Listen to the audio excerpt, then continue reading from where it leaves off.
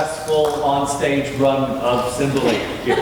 My announcement for this evening would simply be normally to no photography allowed here, except we have our official Jeff Wade photographer is here with us, of course, going up our second, third, sixth aisles here, so please watch out for that. Normally I'll be telling you all about the wonderful things in the market here, but I will dispense with that for the moment here and say thanks for coming and enjoy the show.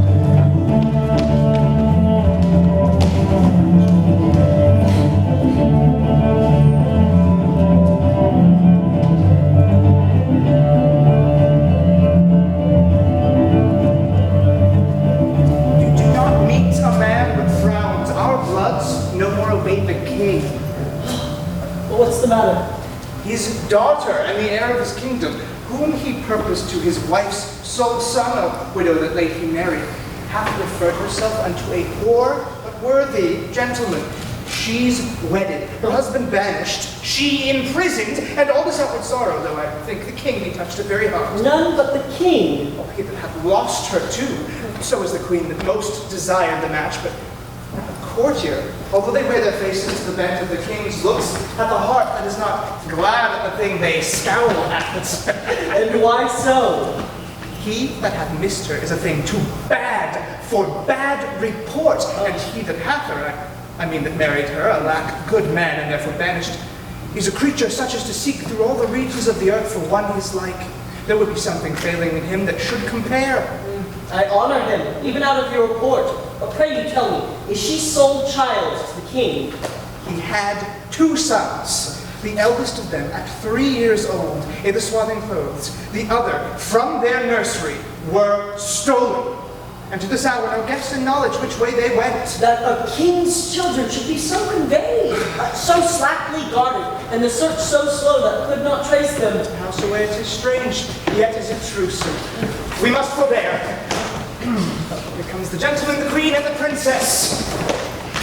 No, be assured you shall not find me, lady daughter, after the scandal of those stepmothers evil-eyed unto you.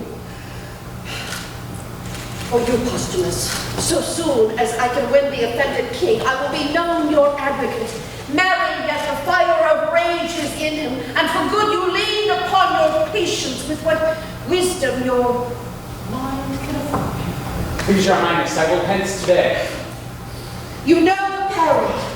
I'll fetch a turn about the garden, pitying the pangs of barred affection. Though the king hath charged, you shall not speak together.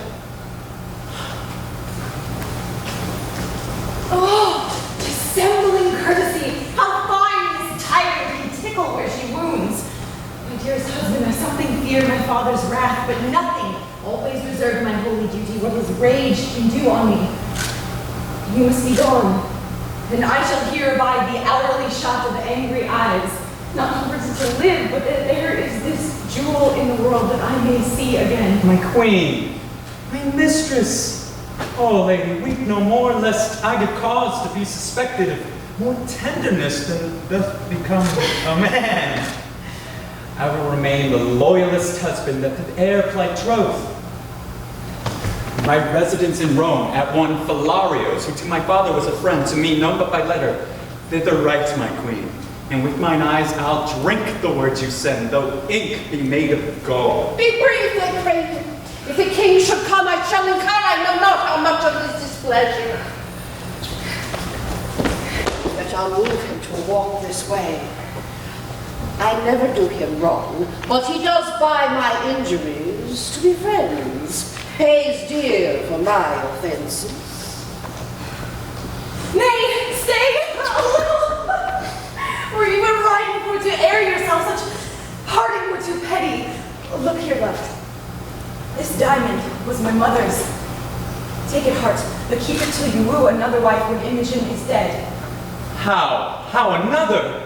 You gentle gods, give me but this I have, and sear up my embracements from a next with bonds of death. Remain now here, while sense can keep it on, and sweetest, fairest, as I my poor self did exchange for you to your so infinite loss, so in our trifles I still win of you. For my sake, wear this. It is a manacle of love. I'll place it upon this fairest prisoner. Oh, my God. When shall we see again? The basest thing! Avoid! Hence from my sight! After this command, I'll brought the court with thy unworthiness, thou diest! Away, thou art poison to my blood! The gods protect you, and bless the good remainders of this court. I am gone.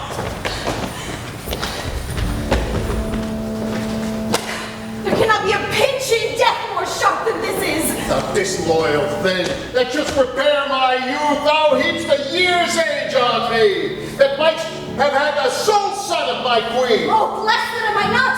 I chose an eagle and did more than put up. Thou tookst a beggar, which to make my throne a seat for baseness. No, I rather added a luster to it. Oh, the vile one! Sir, it is your fault I have loved Posthumus. You bred him as my playfellow. He is a man worth any woman overbuys me almost the sum he paid. What, art thou mad? Almost, sir. Heaven restore me, would I were a neatherd's daughter, and my Leonatus our neighbor shepherd's son. The foolish thing! They were again together. You have done naught after our command. Away with her and pen her up!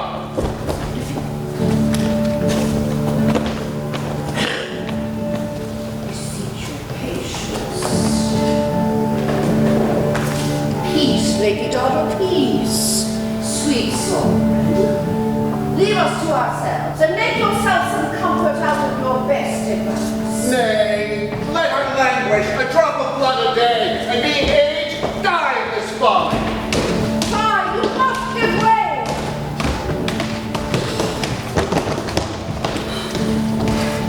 How now, your servant? Hello, sir. What news? My lord, your son drew on my master. No harm is done, I trust. Well, there might have been, but that my master rather played than fought and had no help of any. They were parted by gentlemen in hand. I am very glad. Your son's my father's friend. He takes his part to draw upon an exile. What came you from your master? Well, upon his command, he would not suffer me to bring him to haven, left these notes of what commands I should be subject to when pleased you to employ me. This hath been your faithful servant. I'll dare lay mine honor he will remain so. I humbly thank your highness. Pray walk a while. Not some half hour hence, I pray you speak with me. You shall at least go see my lord aboard, for this time leave me.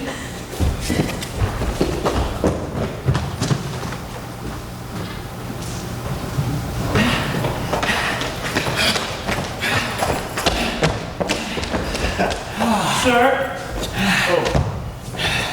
I would advise you to shift a shirt. The violence of action hath made you reek as a sacrifice. Where air comes out, air comes in. There's none abroad so wholesome as that event. If my shirt were bloody than the shifting, have I hurt him? No, Faith, not so much as his patience. Hurt him? His body's a passable carcass if it be not hurt. It is a thoroughfare for steel if it be not hurt. That villain would not stand me! No, but he fled forward still, towards her face.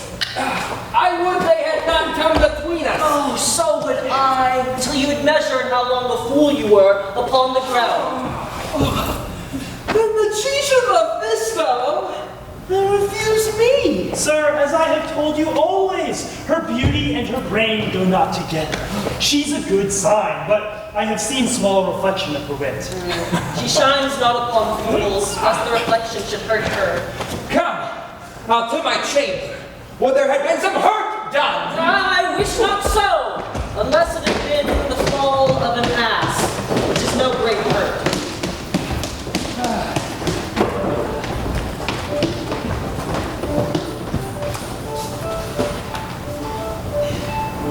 What was the last he spake to me? It was his queen, his queen! Then waved his handkerchief. And kissed it, madam. Senseless women! Happier in therein than I, and that was all? But no, madam, for so long as he could keep me with this eye or ear, distinguishing him from others, did he keep the death with his hat or glove or handkerchief, still waving as if the fits and stirs of his mind could best express how slow his soul sailed on, how swift his ship. I would have broke mine eye strings, nay, cracked them, but to look upon him till the diminution of space had pointed him sharp as my needle, nay, followed him till he had melted from the smallness of a gnat to air, and then have turned mine eyes and wept. But good Pisanio, when shall we hear from him? Be assured, madam, with his next vantage. Queen Madam desires your highness company. Those things I bid you do, get them dispatched. I will attend the queen. Madam, I shall.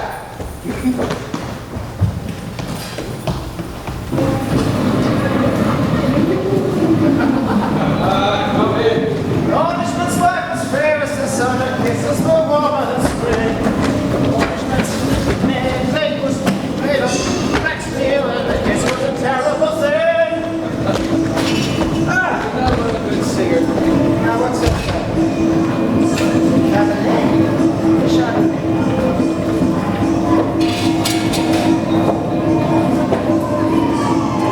By my troth, a good vintage. And believe it, sir, I've seen him in Britain.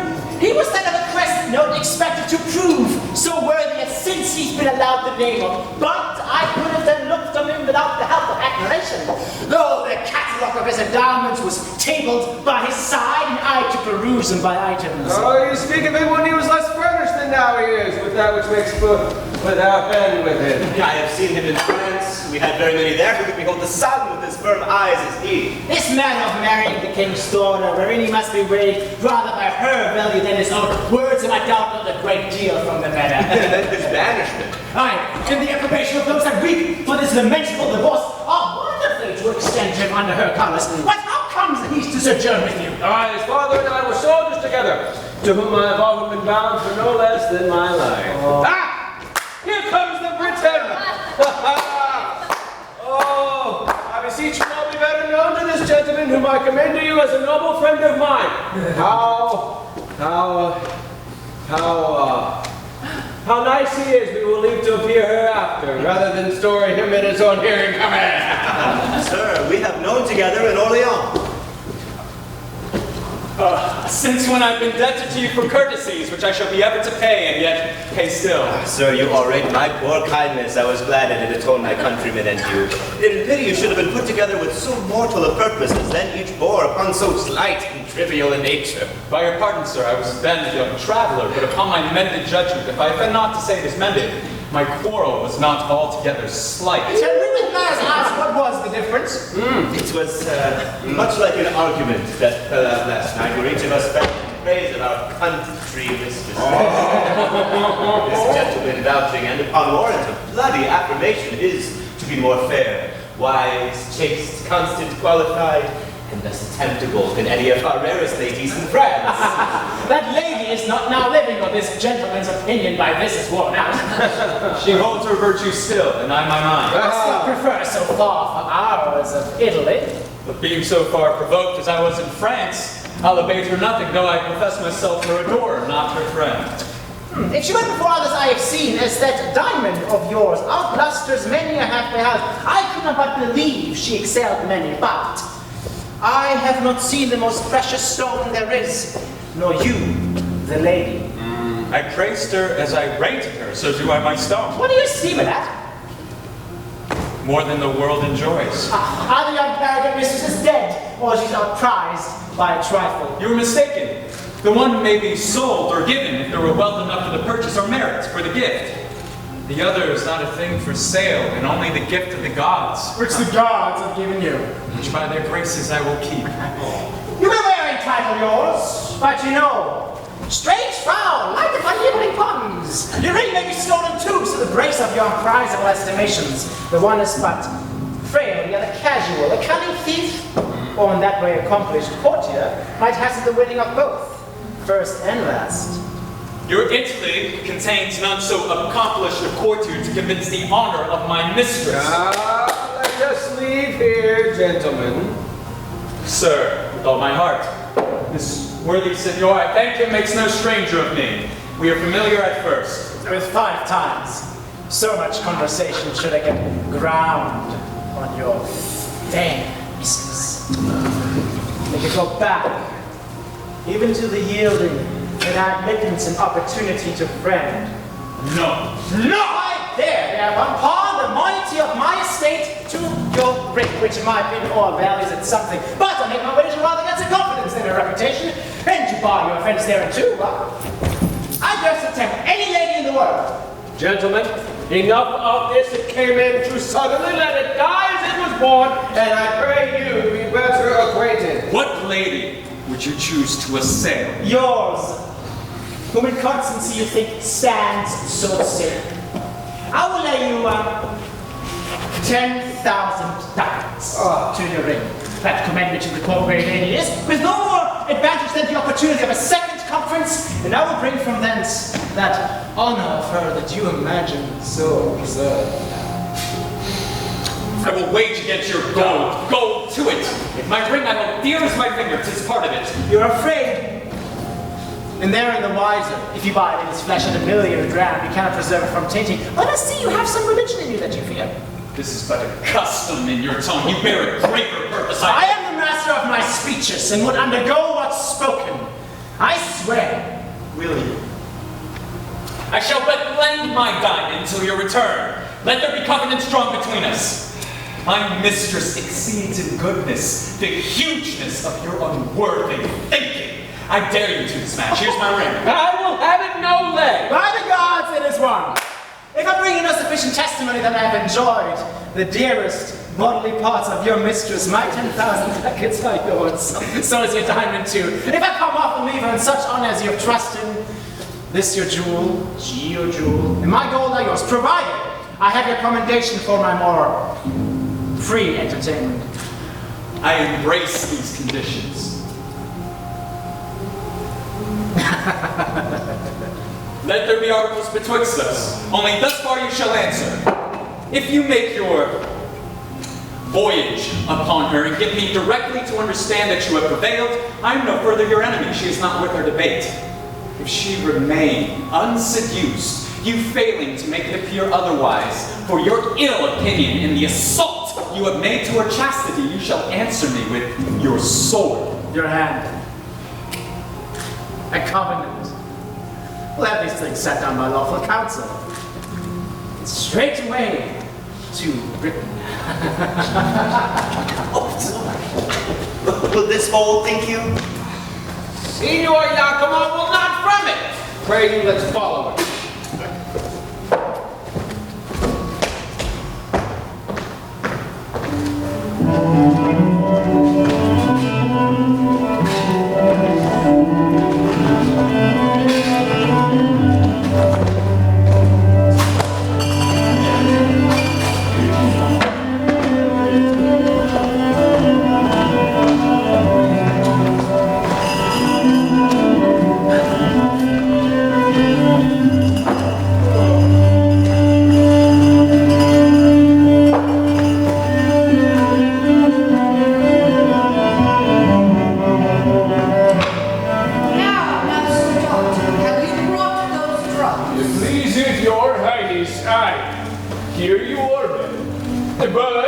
I beseech your grace, without offense, my conscience bids me ask, wherefore have you commanded of me those most poisonous compounds, which are the movers of a languishing death, but those slow, deadly?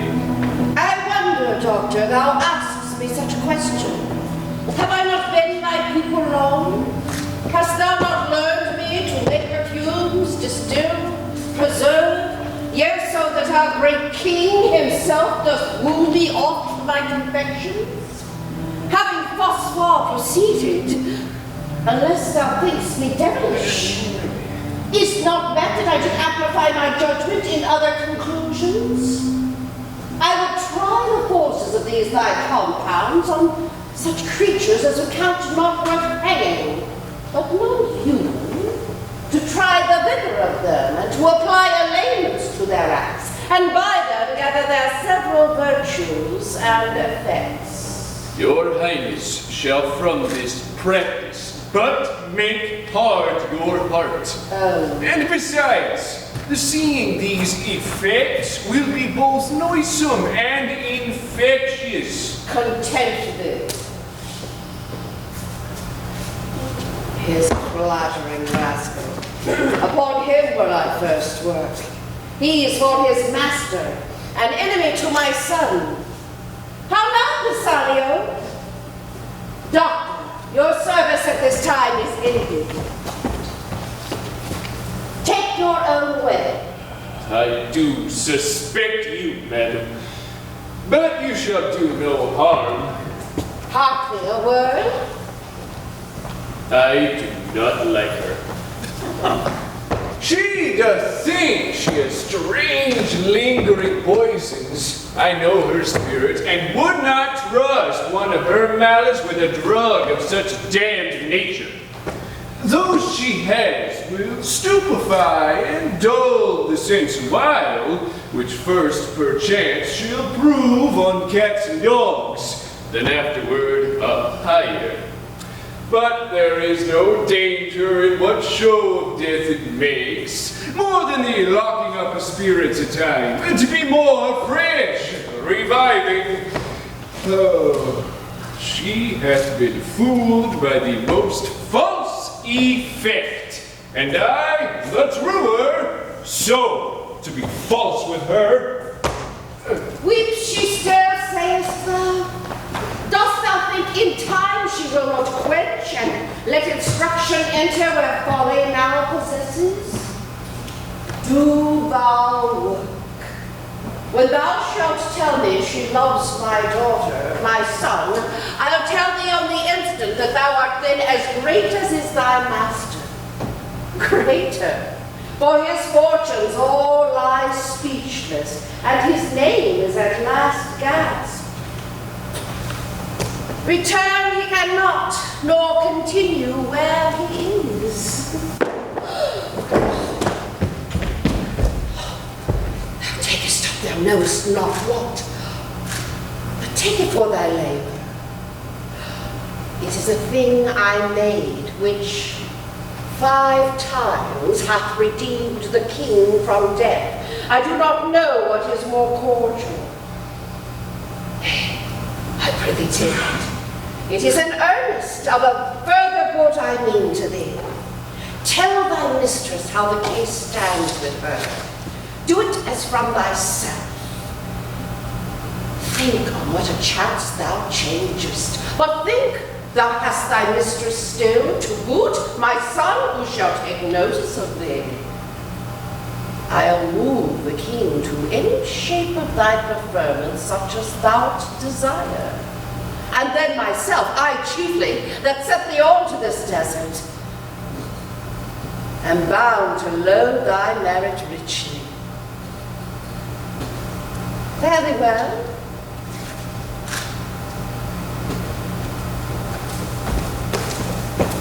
Think on my words. And shall do. But when to my good lord I prove untrue, I'll choke myself. There's all I'll do for you.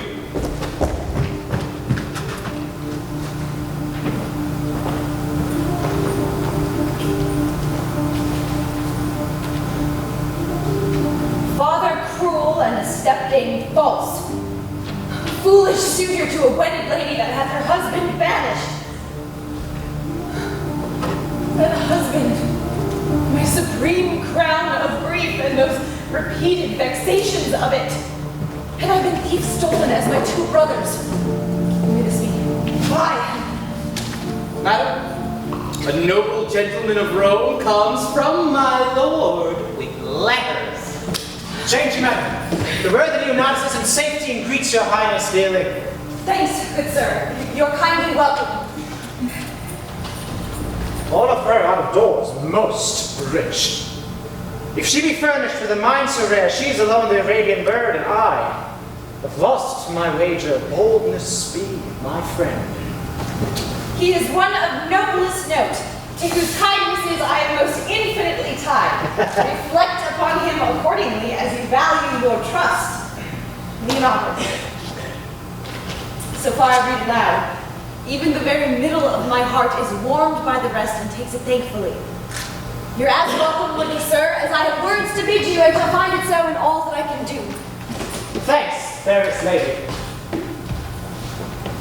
Oh, what? Are men mad?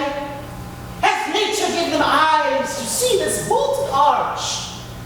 Can we not partition it with spectacles so precious twixt fair and foul?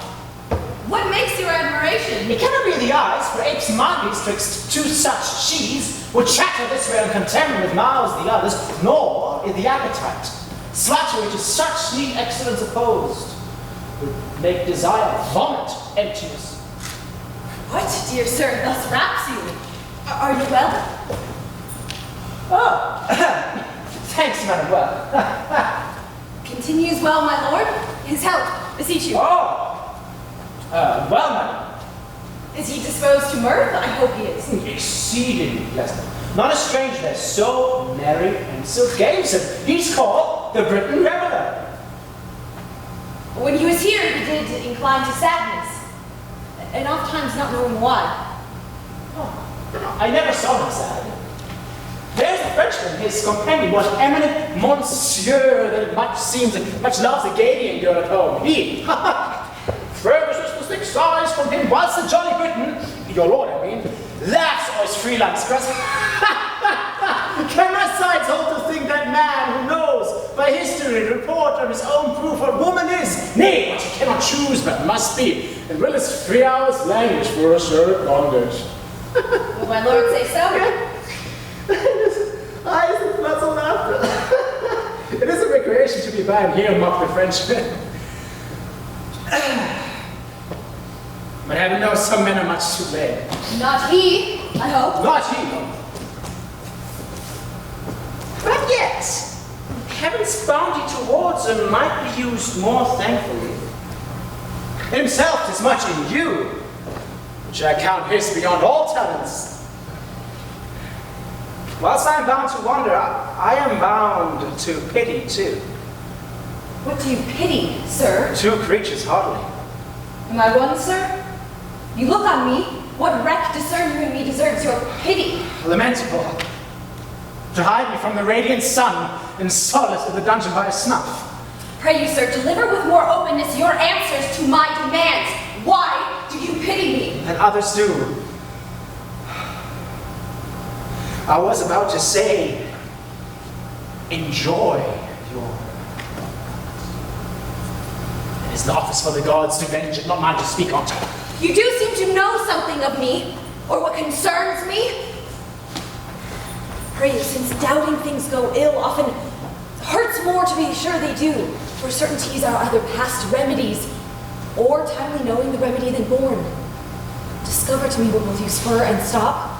I, this cheek, to bathe my lips upon this hand, whose touches, every touch, force to feel a soul to the oath of loyalty. This object, which takes prisoner the wild motion of mine eye, fixing it only here. Should I damn them? Slave of eclipses, common as the stairs that mount the Capitol, join bribes with hands made hard. Our falsehood ends with labor. And then peeping in an eye, base and illustrious like the smoky light that's fed on sinking hell. Oh. It were fit that all the plagues of hell should at one time encounter such revolt. My lord, I fear, has forgot Britain. Let me hear no more. Oh, dearest soul, your cause doth strike my heart with pity that hath made me sick. Lady, so fair, and fast into an entry, and make the great king double. Revenge it. She that born was no queen, and you recall it for your great stock. Revenge? How should I be revenged? To make me live like ants, priest twixt cold sheets while he's vaulting variable ramps in your despair.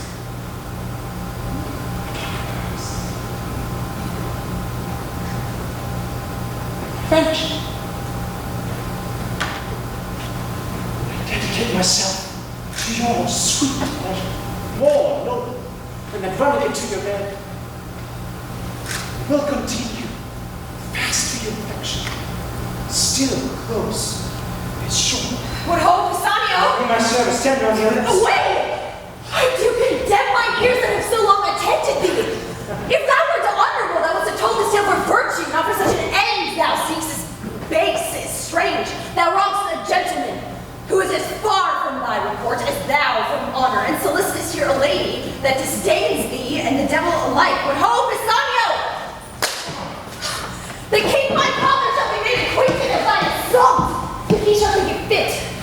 A saucy stranger in his court to mart as in a Romish stew, and to expound his beastly mind to us. Yet the court he little cares for, and the daughter he not respects at all. What ho, Pisanio! Thou happy Leonidas!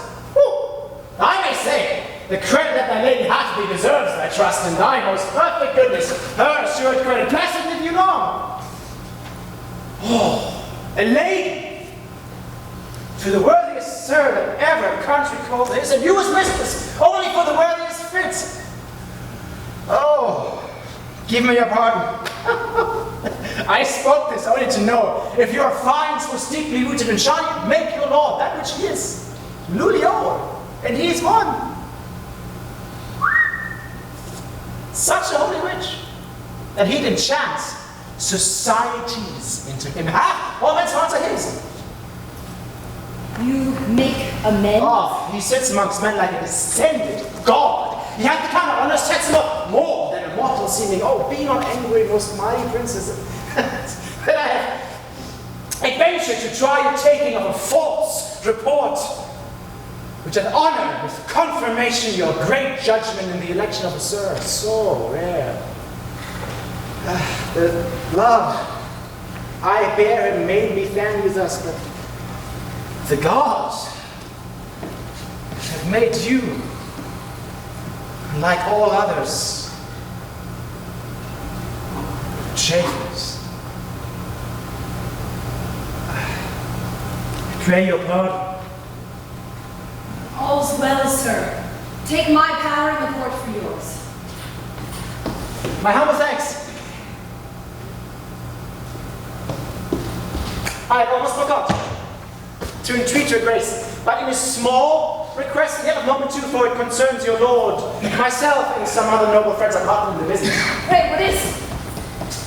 Some dozen Romans of us and your lord, the best feather of our wing, have mingled sums to buy a present for the emperor, which I, the factor for the rest, have done so in France. 'Tis plate of rare device, jewels of rich and exquisite forms, their value is great, and I'm something curious, being strange, to have them in safe storage. May it please you to take them into protection.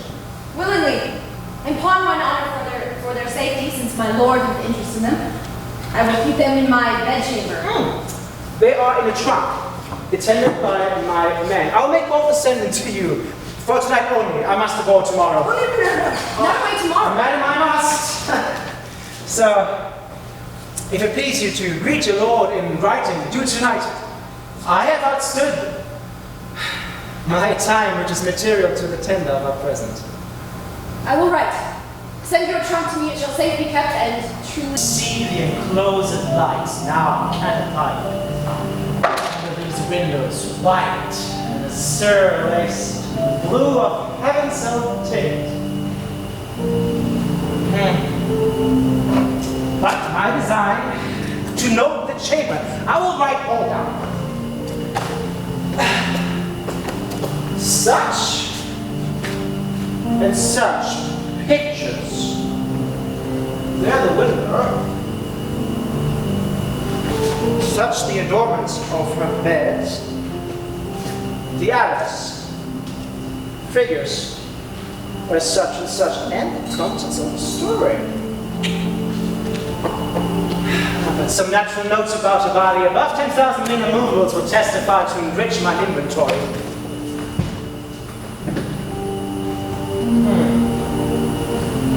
Sleep, without aid of death. I dwell upon her and be her sense, but as a monument, thus the chapel light.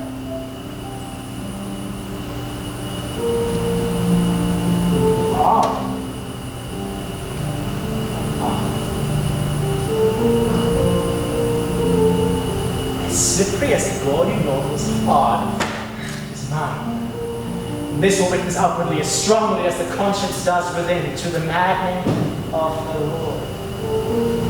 Under the place, mold, sick, spotted, like the crimson drops in the bottom of a cowslip.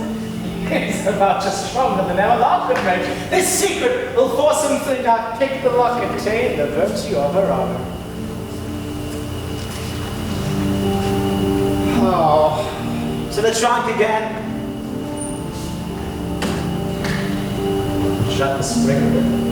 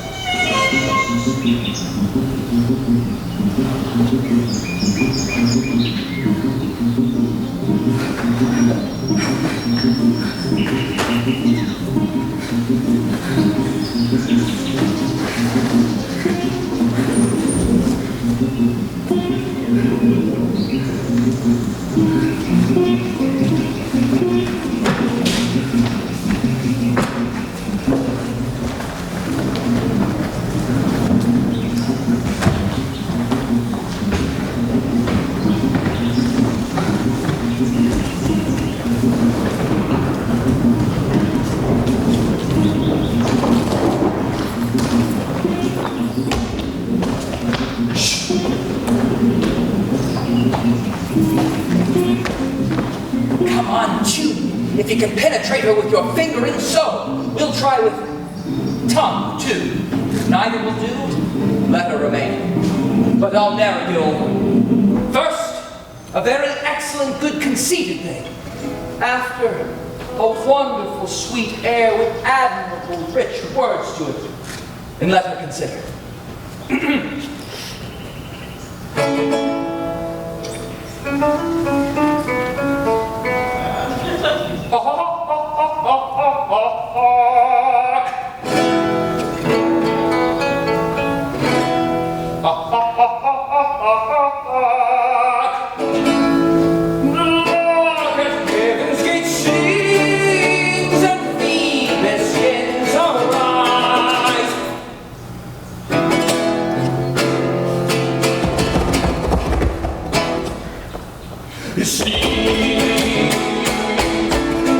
Water and those free.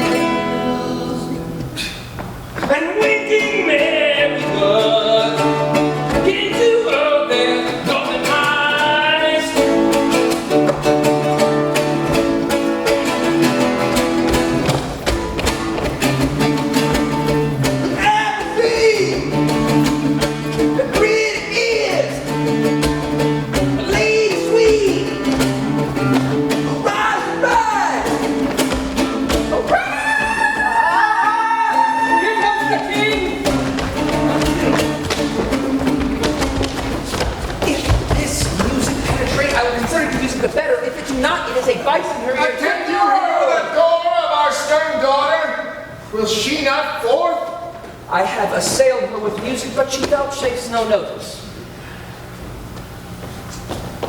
The exile of her minion is too new. She hath not yet forgotten. Some more time must wear the print of his remembrance on, and then she's yours.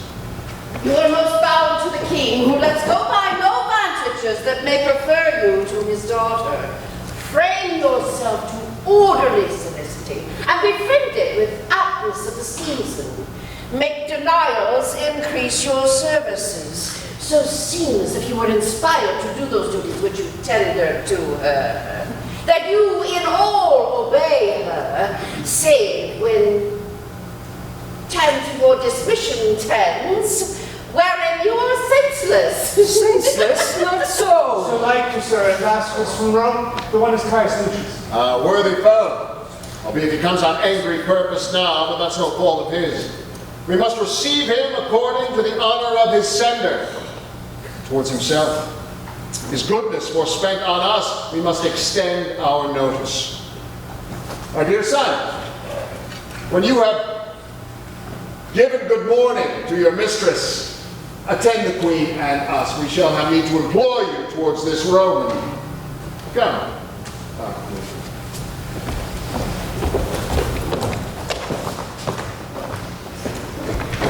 She be up, I'll speak with her. If not, let her lie still and dream. By your leave, ho! Who's there that calls? A gentleman. No more? Yes, and a gentlewoman's son. Oh, that's more than some whose tailors are as dear as yours can justly boast of. What is your lordship's pleasure? Your lady's person, is she ready? I to keep the chamber. There is gold for you. No? Oh, my good name, what's the report of you? Oh, the princess. Good morrow, first. Sister, your sweet hand. Good morrow, sir. You lay out too much pains for purchasing but trouble. The thanks I give is telling you I am poor of thanks and scarce can spare them. Still, I swear I love you. If you swear still, your recompense is still that I regard it not. Well, this is no answer. But that you shall not say I yield being silent. I would not speak. One of your great knowing should learn being taught. Forbearance. To leave you in your madness were my sin. I will not. Fools that you are not. Mad folks. You call me fool? As I am mad, I do. If you'll be patient, I'll no more be mad. That cures us both. I am much sorry, sir. You put me to forget a lady's manners by being so verbal. But learn now for all that I, which know my heart, do here pronounce, by the very truth of it, I care not for you. And am so near the lack of charity to accuse myself. I hate you, which I had rather have felt than makes my boast. You sin against obedience, which you owe your father, for that contract you pretend with that base wretch. One bred of alms and fostered with cold dishes, with scraps of the court. There's no contract, none. And though it be allowed meaner cockies, yet who than he more mean? To meet their souls on whom there is no more dependency, but brass and beggary, and shall figure not. Yet you are not alarmed by the consequence of the crown, and must not soil the precious note of it with a base slave. A gilding for a livery, a squire's cloth, a pamper, not so eminent. Profane fellow! Wert thou the son of Jupiter, and no more but what thou art besides? Thou wert too base to be his groom. Ugh. The south fog brought him. He can never meet more mischance than come to be, but named of thee, his meanest garment that ever had but clipped his body is dearer in my respect than all the hairs above thee, for they all made such men. Oh! Oh no, Sango! Is garment to Dorothy, my woman, hiding presently? Is it garment? Frighted with a fool, frighted and angered worse. Go Wogan no one search for a jewel that too casually hath left mine arm. It was thy master's. Shrew me if I would lose it for a revenue of any kings in Europe. I do think I saw it this morning. Confident I am, last night 'twas on my arm, I kissed it. I hope it be not gone to tell my lord that I kiss aught but he. Will not be lost. I hope so. Go and search. You have abused me! Venus garment? I said so, sir. I will inform your father. Your mother, too! She is my good lady and will conceive, I hope, but the worst of me. So I leave you, sir, to the worst of discontent. I'll be revenged! His Venus garment? Well?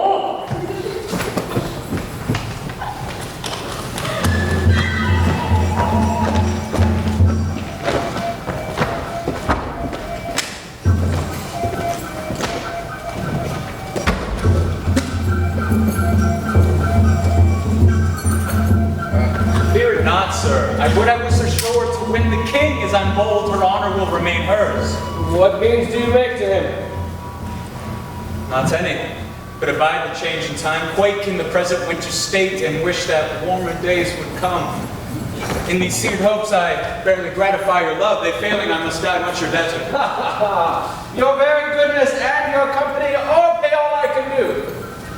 By this, your king hath heard of great Augustus. Caius Lucius will do his commission truly, and I think he'll grant the tribute, send the arrearages, or else look upon our Romans, whose remembrance is yet fresh in their grief.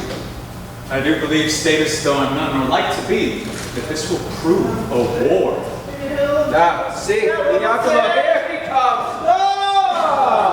I hope the briefness of your answer made the speediness of your return. Your lady is one of the fairest I have looked upon. And therewithal the best. For let her beauty look through casement to allure false hearts and be false with them. Here are letters for you. Send her good, I trust. Tis very like. Was Caius Lucius in the great report when you were there? It was expected but not approached. All is well yet. Sparkles the stone as it was wont, or is it not too dull for your good wearing? If I had lost it, I should have lost the worth of it in gold. I'll make a journey twice as far to enjoy a second night of such sweet shortness. For the ring is one. Stones too hard to come by. Not a regular lady being so easy. Make not, sir, your loss your sport. I hope you know we must not continue friends. That good sir, we must, if you keep public.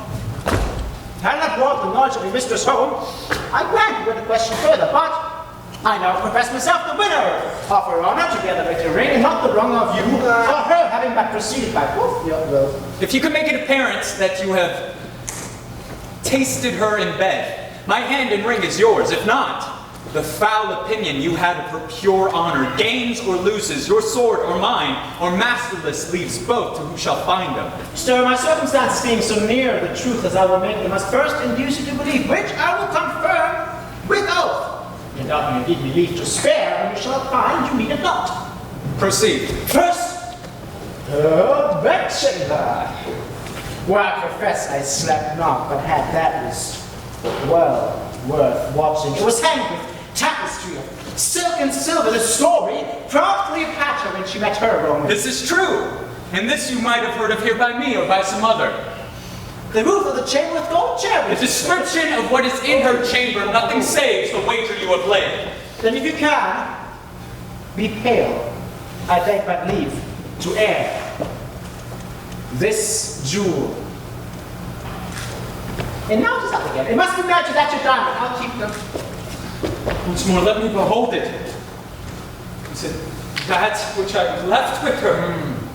Sir, I thank her that. She stripped it from her arm. I see her yet. How pretty yet. She did not sell the gift and yet enriched it too. She gave it me and said she prized it once. Maybe she plucked it off to send it me. She might have to, not she? No.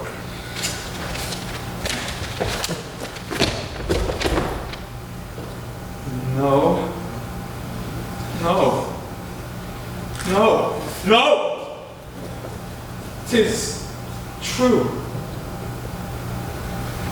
Here, take this too. It is a basilisk unto mine eye. Kills me to look on it. Sir, have patience. Take your ring again. 'Tis not yet won. It may be probable she lost it, or who knows, one of her women being corrupted may have stolen it from her. Very true. So I hope you came by it. Back my ring. Render to me some corporal sign about you, more evident than this, for this was stolen. By Jupiter! I had it from her arm. He swears by Jupiter, he swears! Sir, be patient. 'Tis not strong enough to be believed by one so well. Never talk on! She hath been colted by him. If you seek for further satisfying, under her breast, worthy, depressing, lies a mole, right proud of that most delicate lodging. By my life, I kissed it. And he gave me present hunger to feed again, though full. You do remember that statement, Honor? Aye. And it doth confirm another stain as big as hell could hold. Were there no more but it? Well, tell you more. Spare your arithmetic, never count the turns. Oh, that I had her here to tear her limb me! I'll go there and do it in the court before her father. I'll do something. Quiet! Besides the government of patience,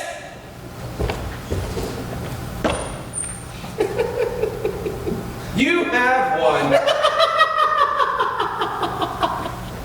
Let's follow him and prevent the present wrath he hath against himself. sir, with all my heart.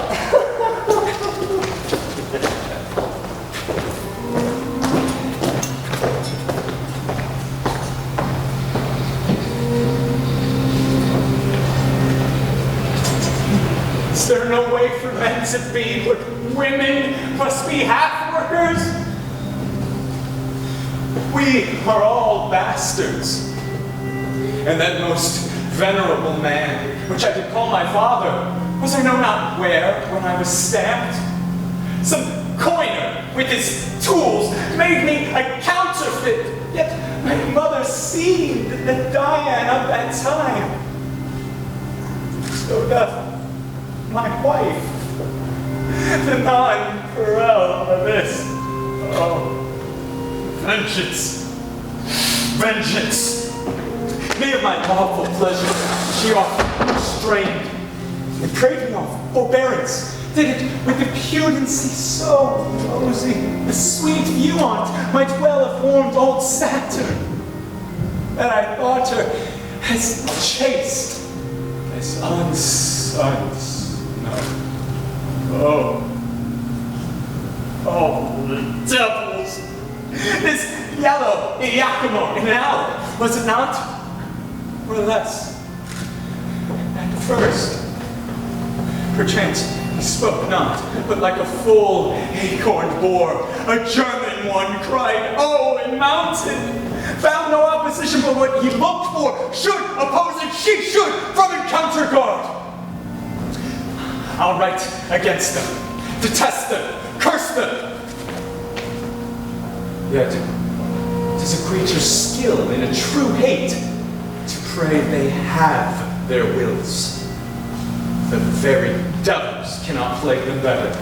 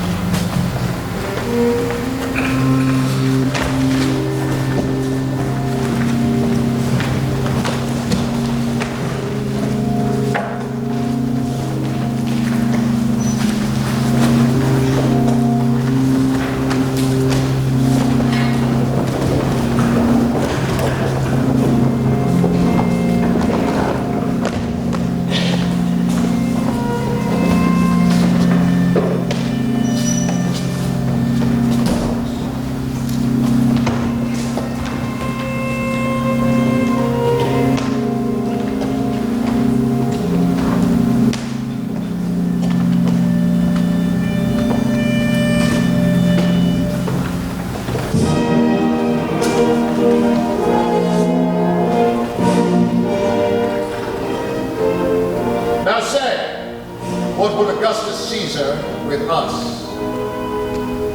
When Julius Caesar was in this Britain and conquered it, Cymbeline for himself and his succession granted Rome a tribute, yearly 3,000 pounds, which by thee lately is left untended. And to kill the marvel shall be so ever. There be many Caesars, ere such another Julius. Britain is a world by itself, and we will nothing pay for wearing our own noses. That opportunity which then they had to take from us, to resume we have again. Remember, sir, my liege, the kings your ancestors. A kind of conquest Caesar made here, but made not here his brag of Cain and Saul and overcame. He was carried from off our coast, twice beaten, and his shipping poor ignorant baubles upon our terrible seas, like eggshells moved upon their surges, cracked as easily against our rocks. The joy whereof, the famed Cymbeline, who was once at point, oh, giglock fortune of Master Caesar's sword, made Lundstown with rejoicing fires bright, and Britain strut with courage. Come, there is no more tribute to be paid. Our kingdom is stronger than it was that time. And as I said, there is no more such Caesars. Son, let your mother in. We have yet many among us can gripe as hard as Cymbeline. I do not say I am one, but I do have a hand. Why tribute? Why should we pay tribute? You must know. Till the injurious Romans did extort this tribute from us, we were free. Julius Caesar, his ambition swelled so much that it did almost stretch the sides of the world. Against all color here did put this yoke upon us, which to shake off becomes a warlike people, whom we reckon ourselves to be. We do.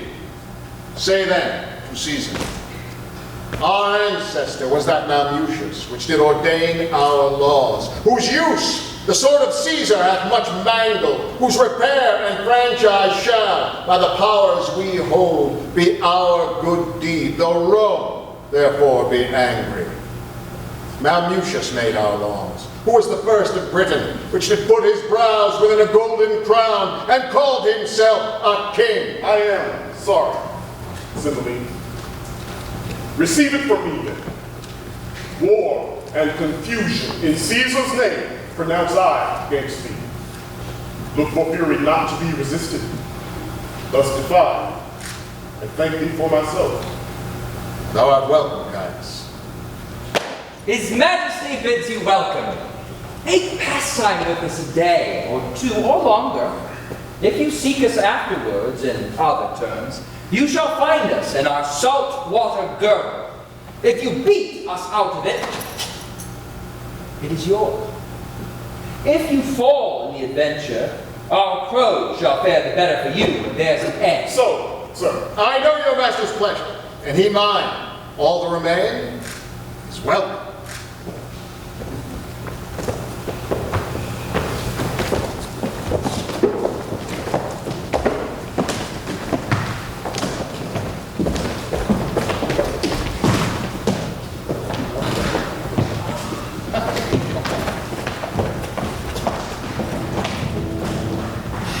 Of adultery. Wherefore write you not what monsters are accuser? Leonatus, what a strange infection is fallen into thy ear. Disloyal? No, she's punished for her truth and undergoes more. Goddess-like than wife-like, such assaults as would take in some virtue. Oh, my master. Thy mind to her is now as low as were thy fortunes. How? That I should murder her. I, her, for her blood. Do it. The letter that I have sent her upon her command shall give thee opportunity. Oh, damned paper black as the ink that's on thee. Lo, here she comes. Come out, Pisanio! Oh, here is a letter from my master. Who, thy master? That is my master, Leonatus. Justice and your father's wrath, should he take me in his dominion, could never be so cruel to me as you. Oh, the dearest of creatures, could even renew me with your eyes. Take notice I am in Cambria at Milford Haven. What your own love will out of this advising follow. So he wishes you all happiness that remains loyal to his vow, and you're increasing in love, Leonatus Posthumus. For all earth with wings! Here is thou, Pisanio, he is at Milford Haven. Read and tell me how far 'tis thither. If one of mean affairs may plot it in a week, why may not I glide thither in a day? Then, true Pisanio, who longest like me to see thy lord, longest, but in a fainter kind. Oh, not like me, for mine's beyond. Say and speak thick. Love's counselors should fill the bores of the hearing to the smothering of the sense. How far it is to this same blessed Milford. And by the way, tell me how Wales was made so happy as to inherit such a haven. But first of all, how we may steal from thence, and for the gap we shall make in time from our heads going and our return to excuse. But first, how get hence? Why should excuse be born or e'er begot? We'll talk of that hereafter. Prithee speak! How many score of miles may we well glide twixt hour and hour? 1 score, twixt sun and sun, madam's enough for you, and too much too. Why, one that's rode to his execution, man, could never go so slow. Go with my women feign sickness. Say she'll home to her father, and provide me presently with a riding suit, no costlier than befit a Franklin's housewife. Madam, you must consider. I see before me, man, nor hear, nor what ensues but have a fog in them that I cannot look through. Away, I prithee, do as I bid thee. There's no more to say. Accessible is none but Milford way.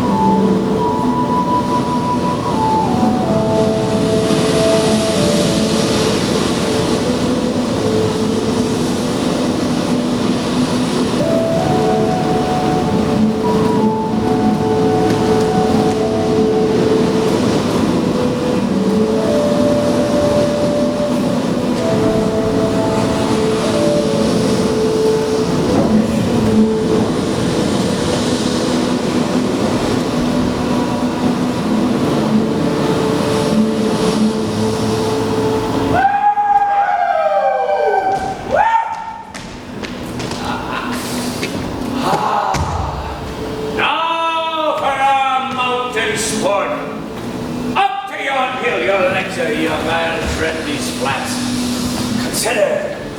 You above have seen me like a crow at this place which lessens and sets off. And you may then revolve what tales I have told you of courts of princes or the tricks of war.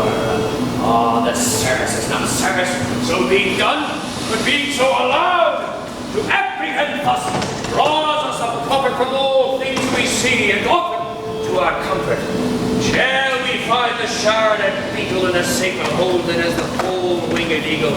Ah, this life is nobler than attending for a check, richer than doing nothing for a ball, prouder than rustling an unpaid for silk. Such gain the cap of him that makes him find and keeps his book uncrossed. No life to ours. Oh, out of your proof you speak. We poor unfleshed have never weaned from you the nest. You know not what heirs from home. Happily this life is best, if quiet life be best. Sweeter to you that have a sharper nose, well corresponding with your stiff head. Done to us, cell of ignorance, traveling about a prison for a debtor that not dares to strive with it. What should we speak of when we are old as you? When we should rain and wind be dark December. How in this our pinching house shall we discourse the freezing hours away? We have seen nothing. We are beastly. Subtle as the hawk for prey, warm as the wolf for what we eat, or valor in the chase with flies. Our cage we make our wire as our prison burn, sing our bondage freely. How you speak! Oh, did you but know the city's usuries and felt them knowingly? The ark and the court is hard to leave as keep. Toil of the war, pain that only seems to seek out danger in the name of fame and honor. Oh, boys, this story the world may read in me. My body's marked with Roman swords, and my report was once first with the best of note. Cymbeline loved me. The soldier was the theme, my name was not far off. Then, I, as a tree, bowed and bent with truth. But in one night, the storm, robbery, call it what you will, shook down my metal hanging, nay, my leave, and left me bare to weather. Uncertain favor! I bold, being nothing as I have told you all, but two villains. False foes prevailed before my perfect honor. Sworn as Cymbeline, I was confederate with the Romans. Follow my back. These 20 years, this rock and these men have been my world. Where I have lived in honest freedom, paid more pious debts to heaven than in all the forest of my time. To the mouth of this is not hunter's language. He that strikes the venison first shall be the lord of the feast. To him the other two shall minister.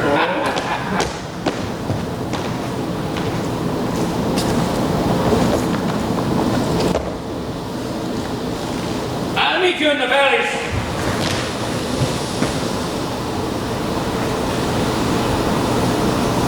How hard it is to hide the sparks of nature. These boys know little, they are sons to the king. Nor Cymbeline dreams that they are alive. They think they are mine, and though trained up thus meanly in the house wherein they bow, their thoughts to hit the rooms of palaces. Hark! The game is roused. Cymbeline, heaven in my conscience knows thou didst unjustly banish me. Whereon at 3 and 2 years old I stole these babes, thinking to bar thee of succession as thou reft me of my life. Euryphile, thou was their nurse. We took thee for their mother, and every day do honor to her grave. Myself, Valerius that am old Morgan called, they take for natural father. The game is up.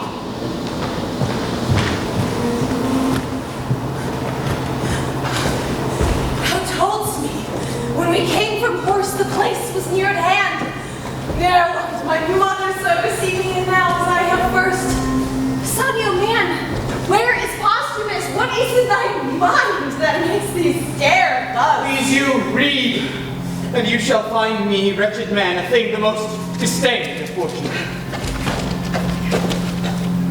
Thy mistress Pisanio has played this strumpet in my bed, the testimonies whereof lie bleeding in me. I speak not out of weak surmises, but from proof as strong as my grief, and as certain as I expect my revenge. That part thou, Pisanio, must act for me if thy faith be not tainted with the breach of hers. Let thine own hands take away her life. I shall give thee opportunity at Milford Haven. She hath my letter for the purpose, where if thou fear to strike, and to make me certain it is done, thou art the pander to her dishonor, and equally to me disloyal.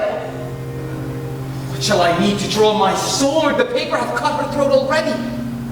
False to his bed? What is to be false? To lie and watch there and to think on him? To weep, to exclock and clock in sleep, charge nature to break into some fearful dream of him and cry myself awake. That's false to his bed, is it? Alas, good lady. False. Thy conscious witness, Iachimo, thou didst accuse him of incontinency, then thou lookst like a villain. Now methinks thy favors good enough. Some jade of Italy, whose mother was her painting, hath betrayed him. Poor I am stale, a garment out of fashion, and for I am richer than to hang by the walls.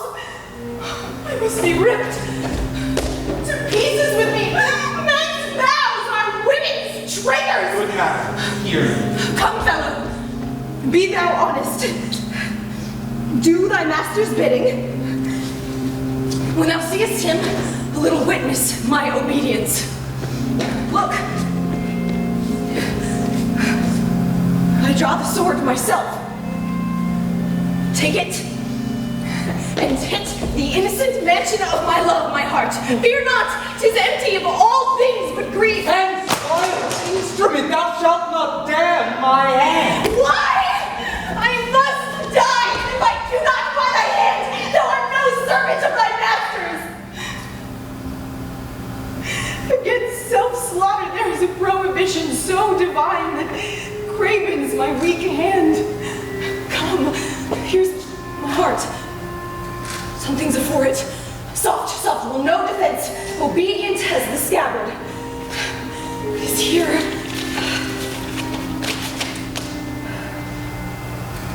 Scriptures of the loyal Leonatus all turned to heresy. Away, away, corrupters of my faith! You shall no more be stomachers to my heart! Thou, Posthumus, thou that didst set up my disobedience against the king, my father, and make me put into contempt the suits of princely fellows, shalt hereafter find it is no act of common passage, but a strain of rareness. And I grieve myself to think when thou shalt be disedged by her, that now thou tirest on. How thy memory will then be panged by me. Prithee, dispatch. The lamb entreats the butcher. Where's thy knife? Thou art too slow to do thy master's bidding when I desire it to. Oh, gracious lady! Since I received command to do this business, I have not slept 1 week. Do it! And to bed then! Wake my eyeballs blind first! Wherefore then didst undertake it? Why hast thou abused so many miles with a pretense? This place, mine action and thine own, our horses labor. The time inviting thee, the perturbed court for my being absent. But to win time, to lose so bad employment, into which I have considered of a course, hear me with patience. Good lady, it cannot be but that my master is deceived. Some villain, aye, and singular in his heart, hath done you both this cursed injury. I will give but notice you are dead, and send him some bloody sign of it, for 'tis commanded I should do so, you shall be missed at court, and that will well confirm it. My good fellow, what shall I do? The where? Where live? How abide? Or in my life what comfort when I am dead to my husband? If you'll back to the court. No court! No father, no, nor more ado with that harsh, noble, simple nothing at Cloten, whose love suit to me had been as fearful as a siege. If not at court, then not in Britain must you bide. Where then? Hath Britain all the sun that shines, day, night? Are they not but in Britain? In the world's volume, our Britain seems as of it, not in it. In a great pool, a swan's nest.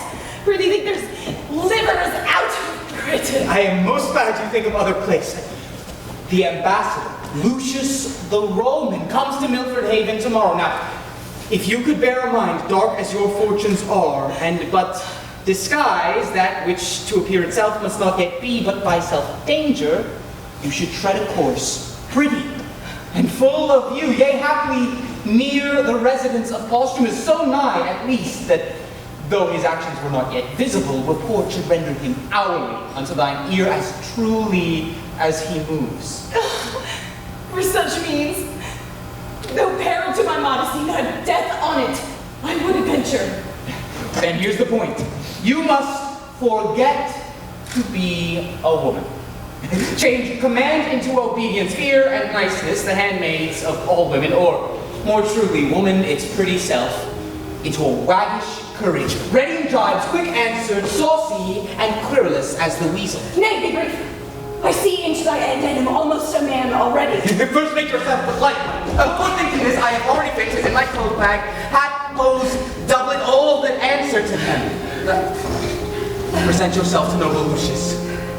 Desire his service. This attempt I am soldier to, and will abide with a prince's courage. Away, I prithee. We must make a short farewell, madam. Here's a pouch. I had it of the queen. What's in't is precious. If you are sick at sea or stomach palmed at land, a dram of this will drive away distemper. May the gods direct you to the best. Amen. I thank thee.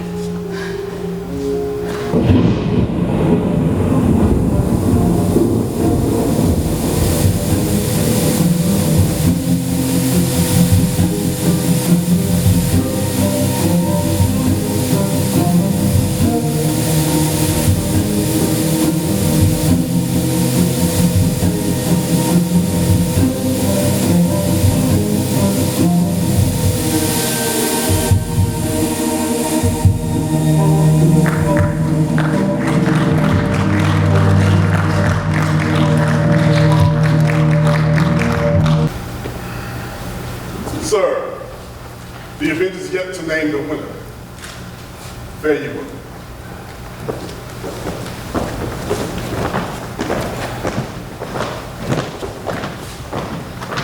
Lucius hath wrote already to the emperor how it goes here. It fits us therefore rightly, our chariots and horsemen be in readiness. The powers he already hath in Gallia will soon be drawn to head, from whence he moves his war for Britain. But, my gentle queen, where is our daughter? Call her before us. Royal sir, since the exile of Posthumus, most retired hath her life been. The cure whereof is 'tis time must do. Beseech your majesty, forbear sharp speeches to her, for she's a lady so tender of rebukes that words are strokes and strokes death to her. Where is she, sir? How can her contempt be answered? Please you, sir, her chambers are all locked, and there's no answer that will be given to the loudest noise we make. Her door's locked. Not seen of late. Grant heavens that which I fear prove false! Son, I say, follow the king. Manager, Pisanio, I have not seen these 2 days. Go, look out. Thou that stands so for posthumous. He hath a drug of mine. I pray his absence proceed by swallowing that, for he believes it is a thing most precious. But for her, where has she gone? Haply despair hath seized her, or wicked with fervor, she's flown to her desired posthumous. Gone she is to death or dishonor. And my end can make good use of either. She being down, I now have the placing of the British crown. How now, son? 'Tis certain she is fled. Go in and cheer the king. He rages. None dare come about him. All the better. May this night forestall him of the coming day. I love and hate her, for she's fair and royal, and hath all the courtly parts more exquisite than ladies, woman. From every one the best she hath, and she, of all compounded, outsells them all. I love her, therefore. But disdaining me, and throwing favors on the low costumes, slanders so her judgment that what's else rare is choked. And in that point I will conclude to hate her. Nay, indeed, to be revenged upon her. For when fools shall... Who is here? What? Are you packing, Sirrah? Where is thy lady?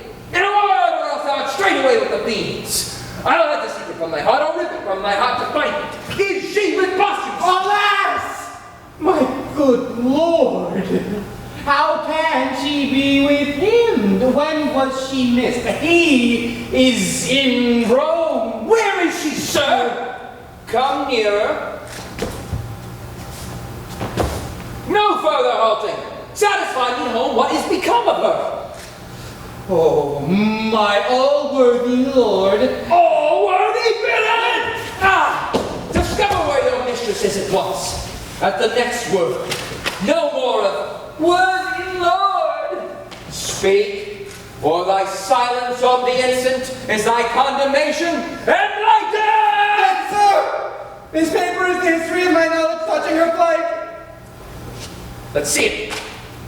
I will pursue her even to Augustus' throne. For this or perish. She's far enough that what he learns by this may prove his travel and not her danger. Come! I'll send to my master that she is slain. Oh, Imogen, safe mayst thou wander, safe return again. Sirrah, is this letter true? Sir, as I think... It is posthumous hand, I know it. If thou wouldst not be a villain, but do me true service, undergo those employments wherein I should have cause to use thee with a serious industry, that is, what villainy soe'er I bid thee do, to perform it directly and truly, I should think thee an honest man. Thou shouldst neither want my means for thy relief, nor my voice for thy preferment. Well, my good lord. Wilt thou serve me?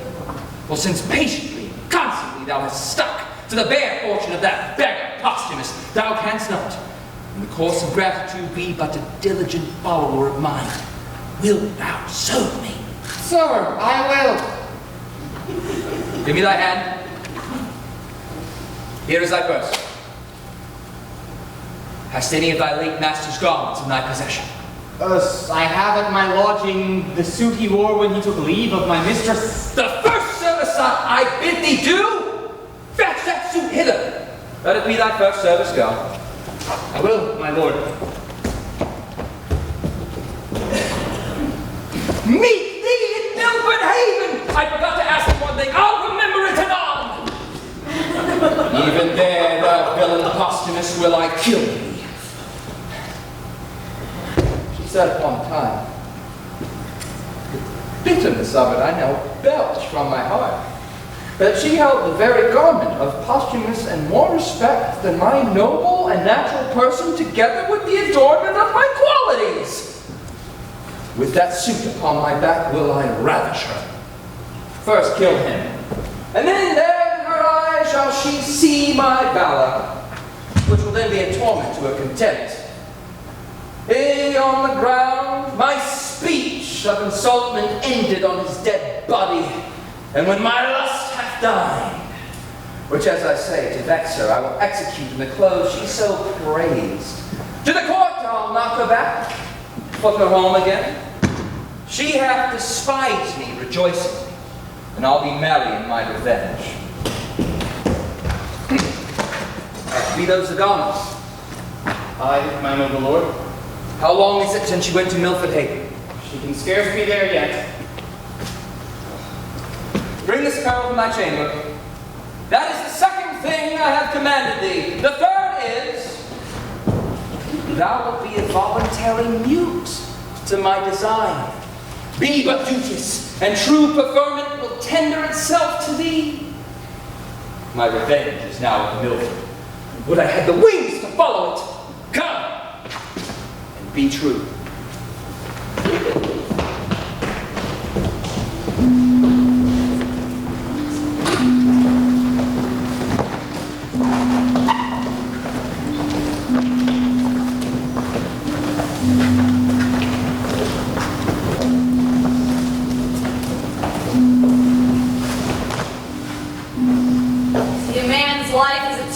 One. I'm tired myself. And for 2 nights together made the ground my bed. I should be sick, but then my resolution helps me. Milford, when from the mountaintop the sun you showed thee, thou was with me ken. 2 beggars told me I could not miss my way.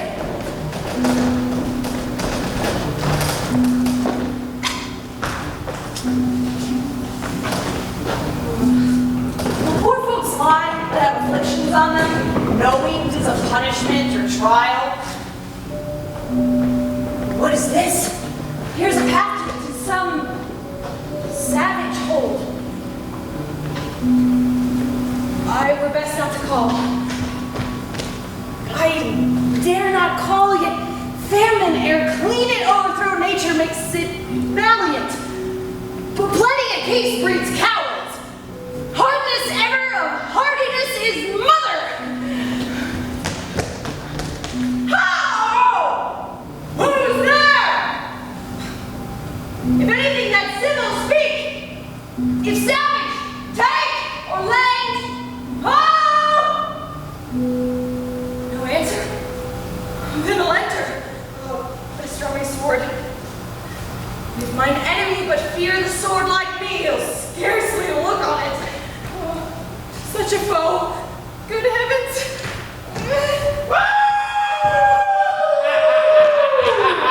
You, Polydor, have proved best footman and master of the feast. Campbell and I will play the cook and servant. I am thoroughly weary. I am thick with toil, yet strong in appetite. Stay. Come not in. What's the matter, sir? Good masters, harm me not! Before I entered here, I called and thought to have begged or bought what I took. Good troth, I have stolen not, nor would not, though I found gold strewn the floor. Here's money. I would have left it on the board so soon as I had made my meal and wired the prayers for the provider. Money, you... I see! You're angry! No! If you kill me for my fault, I should have died had I not made it. Whither bound? To Milford Haven? What's your name? Delay, sir. I have a kinsman who is bound for Italy. He embarked at Milford, to whom being going almost spent with hunger I am fallen in this offense. Pretty fair, you think us no churls, nor measure our good minds by this rude place we live in. Well encountered, 'tis almost night. You shall have better cheer ere you depart. Thanks to stay and eat it. Boys, good and welcome. Such is yours, most welcome. Be sprightly. Whoa! For you go amongst friends. Amongst friends, if others. Ha!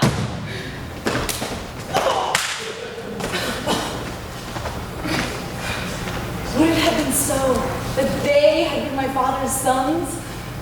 And shall be so. Boys, we'll go dress our hunt. Fair youth, come in. Discourse is heavy, fasting. When we have supped, we'll mannerly demand thee of thy story, as far as thou wilt speak it. Sir!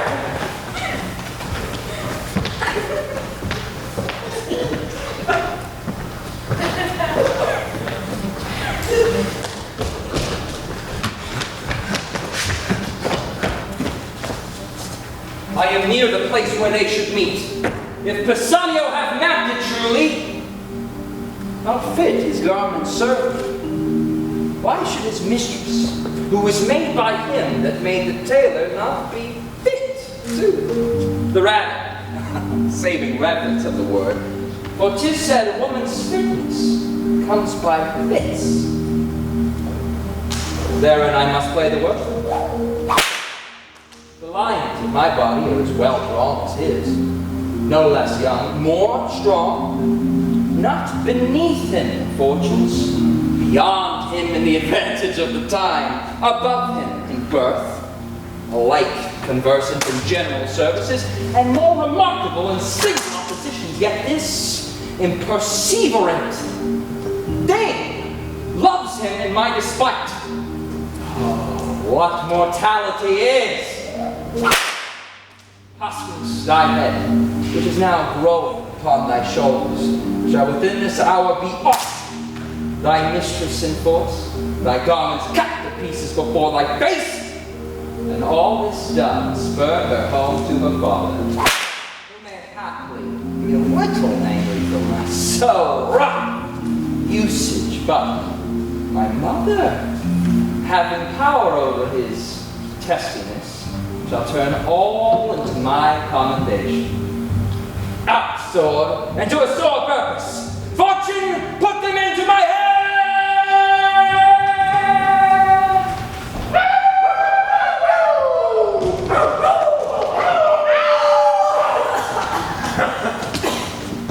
You are not well. Remain here in the cave. We'll come to you after. Brothers, stay here. Are we not brothers? Oh, so man and man to be. But clay and clay differs in dignity. He's just full like, I'm very sick. Go with the hunting. I'll abide with you. So sick I'm not, yet I'm not well. But not so citizen or wanted as to seem to die. They are sick. So easy, leave me. I love thee. I have spoken. How much the quantity, the weight, as much as I do love my father. What? How? If it reason to say so, I yoke me in my good brother's fault. 'Tis the ninth hour of the morn. Brother, farewell. Wish you sport. Your health. So please you, sir. These are kind creatures. God, what lies have I heard? Our courtiers say all savage but at court. Experience? Thou disprovest report. I am sick still. Heartsick. Oh, Pisanio, I'll now taste of thy drug. To the field! To the field! We'll leave you for this time. Go in and rest. Well or ill, I am bound to you. Shall we ever? This youth, however, distress appears he hath had good ancestors. How angel-like you say. Oh, but his neat cookery. He cut our roots in characters. He sauced our broths as Juno had been ill and he a dieter. It is great morning. Come away. Who's there?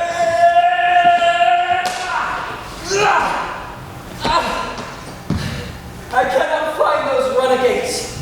That villain hath mocked me. I am faint. Those renegades?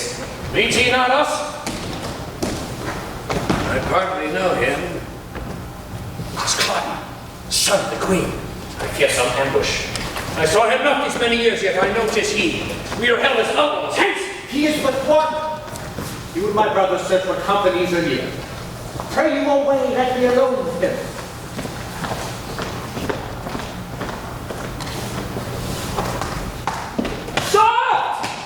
What are you that fly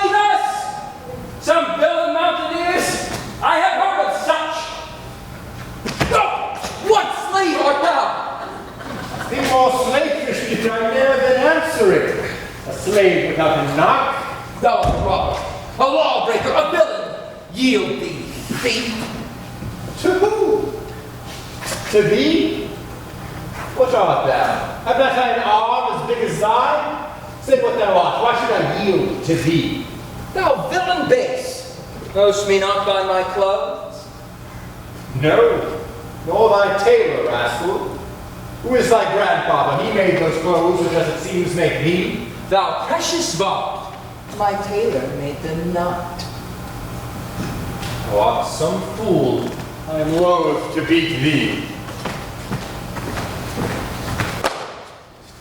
Thou injurious thief! Hear but my name, swindler. What's thy name? Plotting, thou villain. To thy further fear, nay, to thy mere confusion, thou shalt know that I am son to the queen.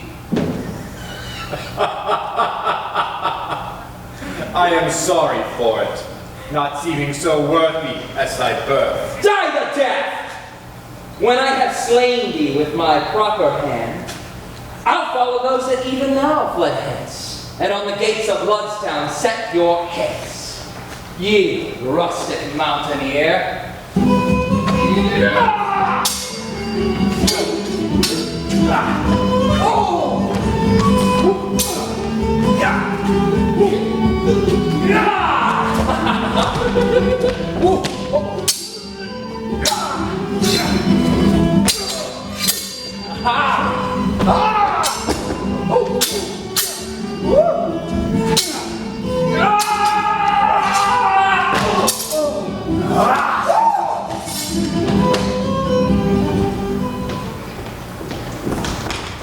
Companies abroad and in the world.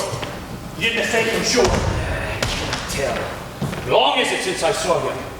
But time hath nothing blurred those lines of favor which then he wore. Snatches in his voice and bursts of speaking where is his. I am absent to his very cotton. Oh, this Clacton was a fool! An empty purse, there was no money in it. Not Hercules could have knocked out his brains, for he had none. Yet I not doing this, the fool had borne my head as I do his. What hast thou done? I am perfect, what? Cut off one Clarkson's head. Son to the queen after his own report. Who called me traitor, mountaineer, and swore that with his own single hand he'd take us in, displace our heads with the gods they grow, and set them on Ludstown. We are all undone. My worthy father, what have we to lose? But that he swore to take our lives. The law protects not us. Why should we be tended to let an arrogant piece of flesh play judge and executioner all himself? For we do fear the law. No single soul can we set eye on, but in all safe reason he must have some attendance. Though his humor was nothing but mutation, aye, and that from one bad thing to worse. Not frenzy, not absolute madness could so far have raved to bring him here alone. Although perhaps it may be heard that at court that such as we, cave here, hunt here, are outlaws, and in time may make some stronger head, the which he hearing, as it is like him, might break out and swear he'll fetch us in. It is not probable to come alone, either he so undertaking or we so suffering. On good ground, we do fear, if we do fear, this body hath a tale more perilous than the head. With his own soul, which he did wage against my throat, I have taken his head from him. Now throw it into the creek behind our rock, and let it to sea. And tell the fishes he's the queen's son Clyde. That's all I reckon.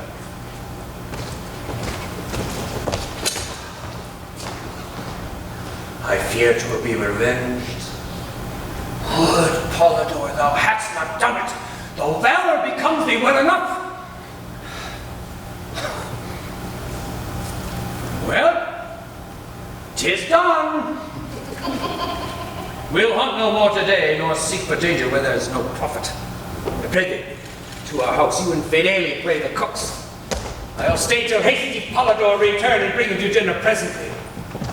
Oh, thou goddess, thou divine nature, how thyself thou blazonest in these two princely boys!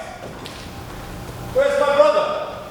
I have sent Constance Clotpool down the stream in intimacy to his mother. The bird is dead that we have made so much of. I'd rather skip from 60 years of age to 60 to have my leaping and chime into a crutch than have to see this. Oh, sweetest, fairest Lily! My brother wears me not one half so well as when thou grew thyself. Oh, mankind. Whoever yet could sound thy bottom.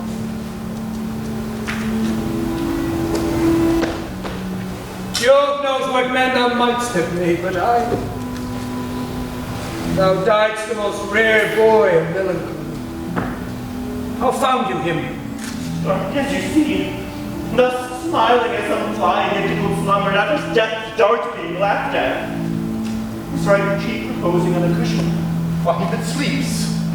If he be gone, he'll make his grave a bed. While summer lasts and I live here, Fidele, I will sweeten thy sad grave.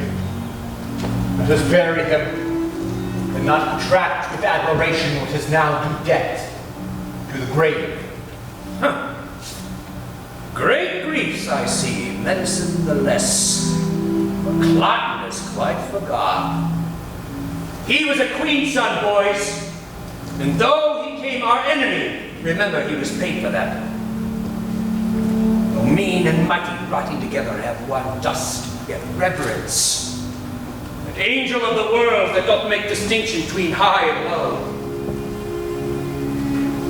low. Our prince. Our foe is princely. And though you took his life as being our foe, bury him as a prince. Bring you fetch him hither. We'll sing our love song the whilst. Brother, begin. Fear no more the heat of the sun, nor the furious winter's rages. Thou thy worldly task hast done. Home art gone and taken thy wages. Fear no more the lightning flash, nor the all-dreaded thunderstone. Fear not slander, censure rash. Thou hast finished joy and moan. All lovers young, all lovers must consign to thee and come to dust. Quiet consummation have, and renowned be thy grave.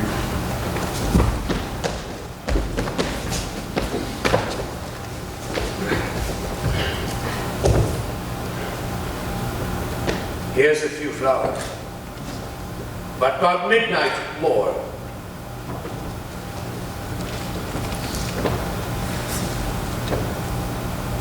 The ground that gave them first has them again. Their pleasures here are past, so is their pain.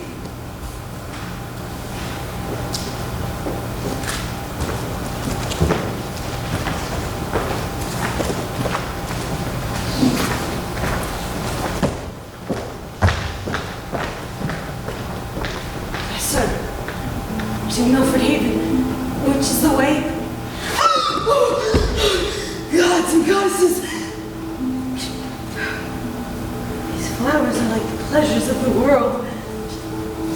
This bloody man, the care on it. I hope I dream. So thought I was a housekeeper and cook to honest creatures, but 'tis not so. The dream's here still. Even as I wake, it is without me as within me. A headless man.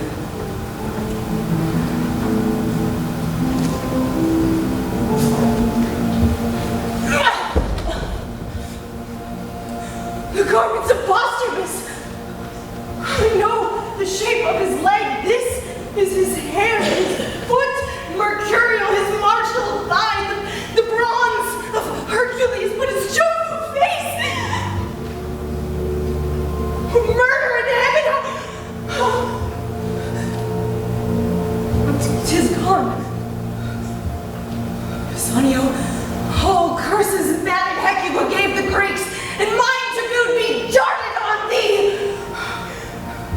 Thou conspired with that Regulus, devil Clotinus, here cut off my lord. To write and read be henceforth treacherous. Damned Bassanio hath with his forged letters.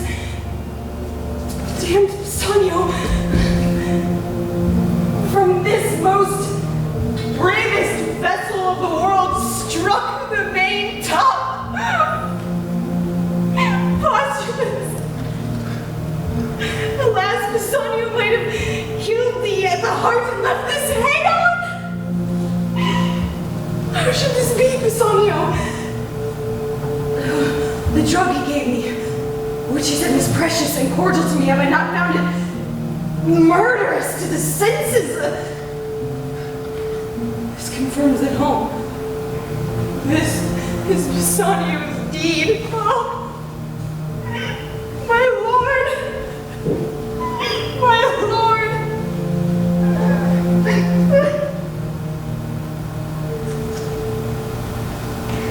To them, the Legion's garrison Gambia, after your will, have crossed the sea, defending you here and infiltrating with your ships. They are in readiness. But what from Rome? The senators have stirred the confines and gentlemen of Italy, most willing in spirits. They promise noble service. They come under the conduct of bold Jacopo, Siena's brother. Oh. What trunk is here without his top? The ruin speaks sometime it was a worthy builder. How? A page? He's alive, my lord. He'll then instruct us of this body. Young one, inform us of thy fortune, for it seems they crave to be mentioned. Who's this that makes thy bloody pillow? What's thy interest in this sad wreck? How came it?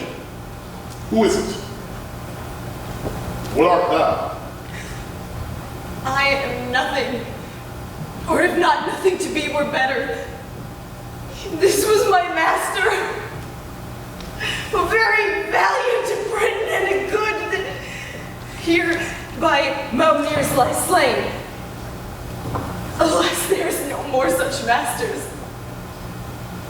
I may wander from east to occident, cry out for service, try many. All could serve, truly. Never find such another master. Lack, good youth. Thou movest no less with thy complaining than thy master in bleeding. Say his name. Richard Duchamp. Thy name? Fidelity, sir. Thou dost approve thyself the very same. Thy name fits well thy faith thy name. Wilt take thy chance with me. I will not say thou shalt be so well mastered, but be sure, no less beloved. The Roman emperor's letter sent by a consul to me should not before thine own worth prefer thee. Go with me. I'll follow, sir. But first, and to please the gods, I'll hide my master from the flies. As deep as these poor pickaxes can dig. And when with wildwood leaves and weeds strewn his grave, and on it set a century of prayers, such as I can twice o'er. I'll weep and sigh, and leaving so his service follow you. So please you entertain me. I, good youth, and rather father thee than master thee. My friends, the boy hath taught us manly duties. Let us find out the prettiest daisy plot we can and make it with our pikes and partisans a grave. Come, arm him. Boy, he is preferred by thee to us, and he shall be interred at soldiers' camp. cheerful. Wipe thine eyes. Some falls are means the happier to arise.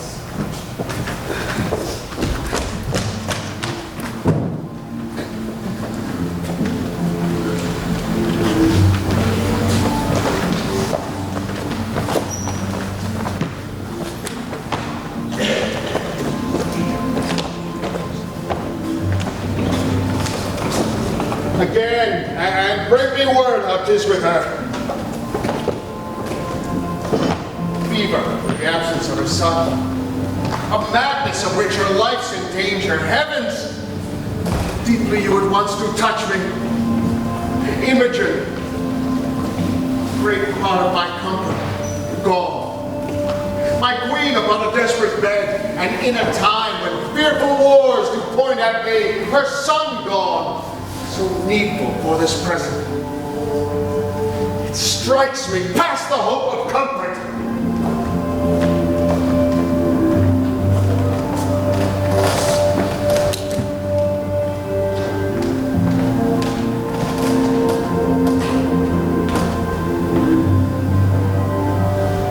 But for thee, fellow, who needs must know of her departure and doth seem so ignorant, will enforce it from thee by a sharp torture. Sir, my life is yours. I humbly set it at your will, but for my mistress, I nothing know where she remains, why gone, nor when she purposes return. Beseech your highness, hold me your loyal servant. Good my liege, the day that she was missing, he was here. I dare be bound he's true, and shall perform all parts of his subjection loyally. For Cloten, there wants no diligence in seeking him, and will no doubt be found. The time is troublesome.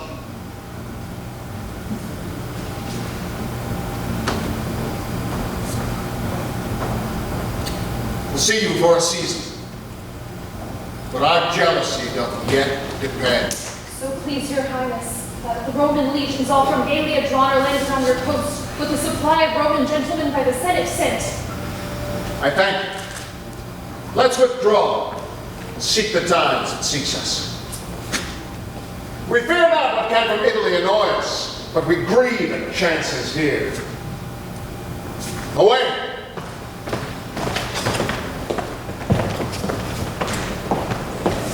I have heard no letter from my master since I wrote him Imogen was slain, nor hear I from my mistress, who did promise to yield me often tidings. Neither know I what is betide to Cloten, but remain perplexed in all. The heavens still must work. Wherein I am false, I am honest, not true, to be true. These present wars shall prove I love my country, even to the note of the king, or I'll fall in them. All else, by time let it be cleared. Fortune brings in some boats that are not steered.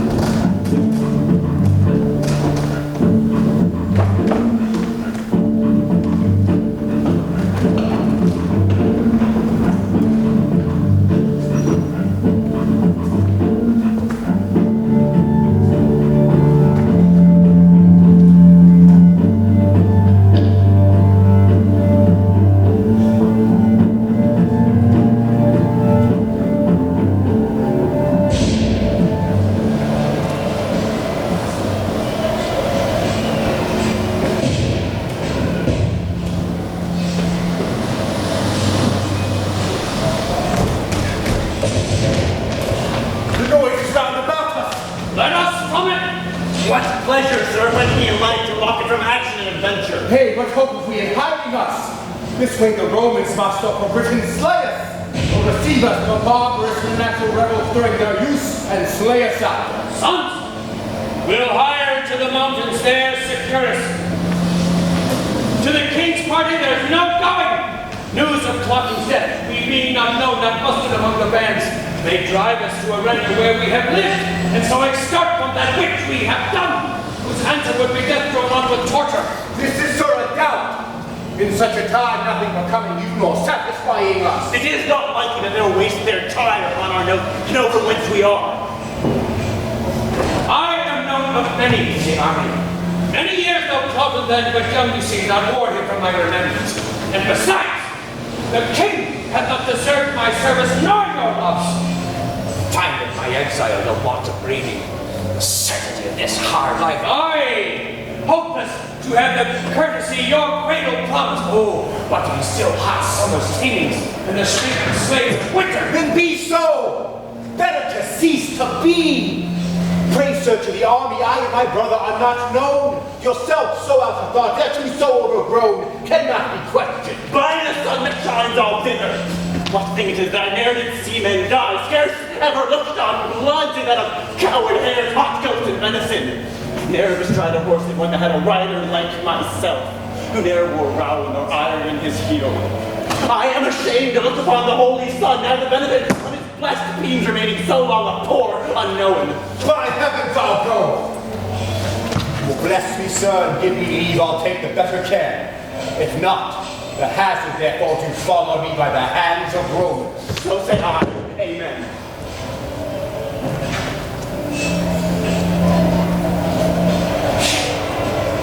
No reason I, since of your own lives you set so slight a valuation, to reserve my cracked one to more care. Now with you, boys. If in your country wars you chance to die, that is my bed too, lads, and there I lie.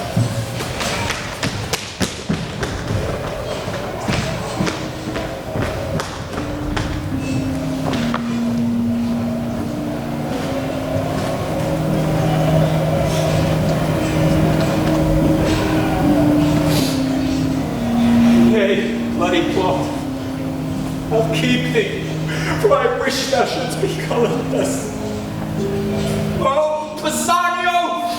Every good servant has not all commands, no bond, but to do just ones. God, if you should have taken vengeance on my faults, I never had lived to put on this. So had you saved the noble image into repent, it struck me, wretch, what worth your vengeance. And alas, you snatched something from little fault. That's love. That's the fall no more. I'm brought hither among the Italian gentry to fight against my lady's kingdom. It is enough that Fritz may still thy mistress. Peace. I'll give no wound to thee. Therefore, good heavens, hear patiently my purpose. I'll disrobe me of these Italian weeds and suit myself as does a Briton peasant.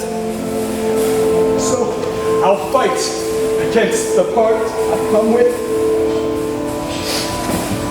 So I'll die for thee. Oh, Imogen, even for whom my life is every breath a death.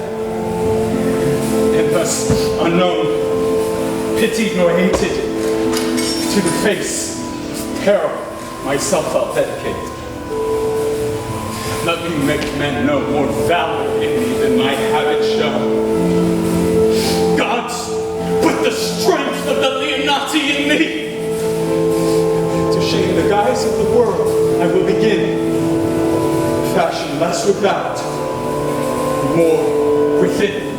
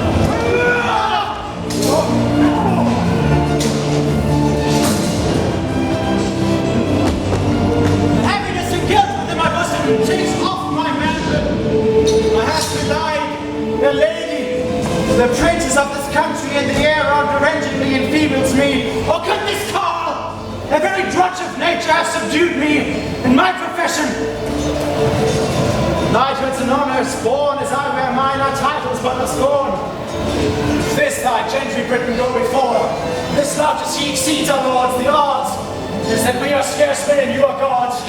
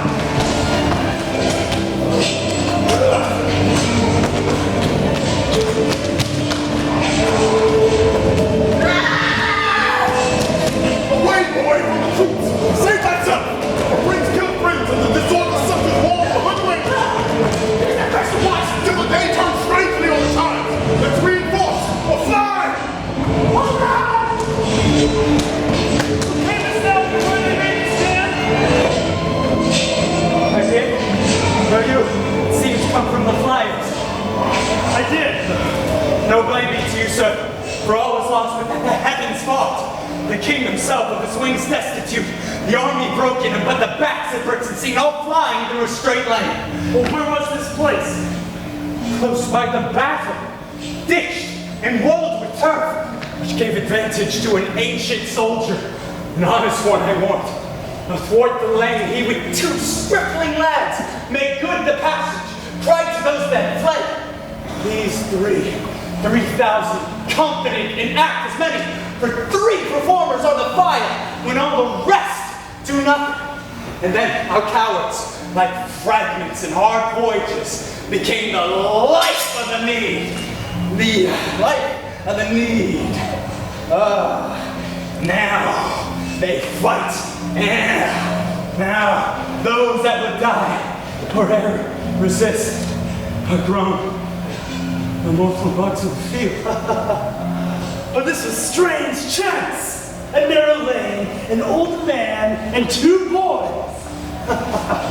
Nay, do not wonder at it. You are made rather to wonder at the things you hear than to work at it. Will you rhyme upon it, invented for a mockery? Here is one. 2 boys, an old man twice the boy, a lane, preserved the Britons, was the Romans' bane. Farewell. You are angry.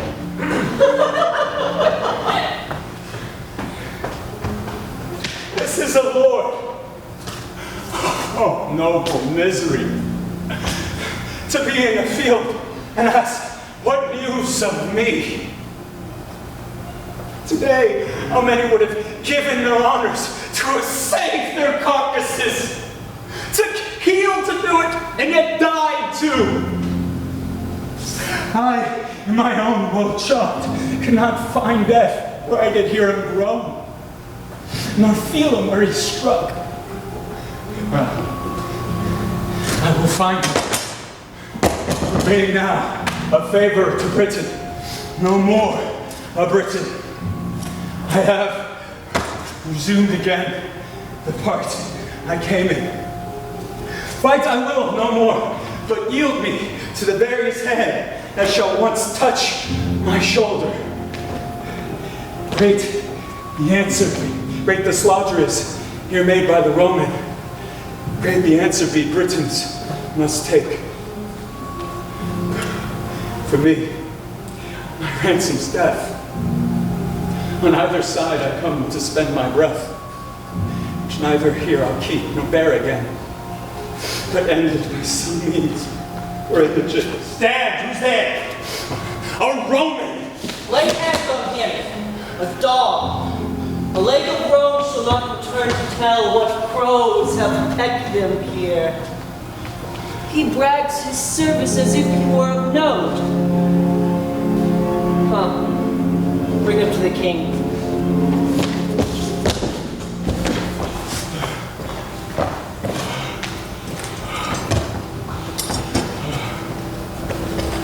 Most welcome bondage.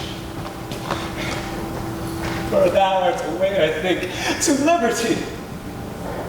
Yet am I better than one that's sick of the gout, since he had rather grown so in perpetuity than be cured by that sure physician. Death, that is the key to unbar these locks. Conscience, thou art fettered more than my shanks and wrists. You gentle gods, give me the penitent instrument to pick that bolt and free forever. Is it enough I am sorry? So children, temporal fathers, to appease, gods are more full of mercy. Must I repent? I cannot do better than it jives desire, think and stray. To satisfy, if of my freedom 'tis the main part, take no stricter render of me than my all. For Imogen's dear life, take mine. And though 'tis not so dear, 'tis a life you coined it. Between man and man, they weigh not every stem. The light, take pieces for the figure's sake. So, great powers, if you will take this audit, take this life, and cancel this whole odds. Come, sir, are you ready for death? Over roasted rather ready long ago. Well, hanging's the worst, sir. If you be ready for that, you are well cooked. If I prove a good repast to the spectators, the dish pays the shot. A heavy reckoning for you, sir. But the comfort is you shall be called to no more payments, to no more taverns bills, which are often the sadness of parting as the procuring of murder. I am merry to die, and thou art to live. Ah, indeed. He that sleeps feels not the toothache. But a man that were to sleep your sleep and a hangman to help him to bed, I should think he would change places with his officer. For look you, sir, you know not which way you shall go. Yes, indeed, do I, fellow. Bring your prisoner to the king. Thou bringst good news. I am called to be made free. I'll be hanged then. Then I shall be freer than a jailer. No bolts for the dead.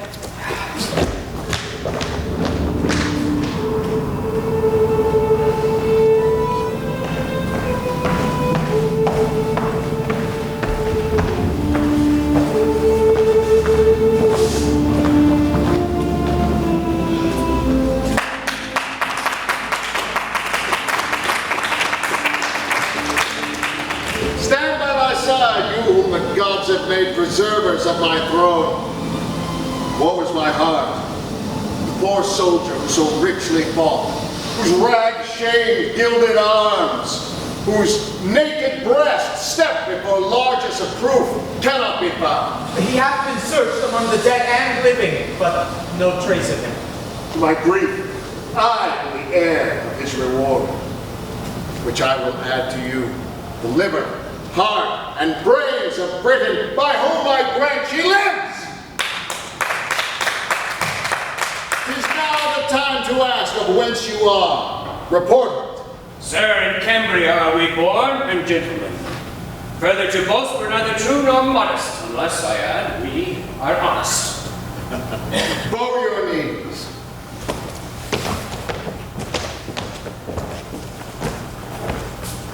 Arise, my knights of the battle. I create you companions to ourselves, and fit you with dignities becoming your estates. Hail, great king! There's business in these faces. Why so sadly greet you our victory? You look like Romans and not on the court of Britain. To sour your happiness, I must report. The queen is dead.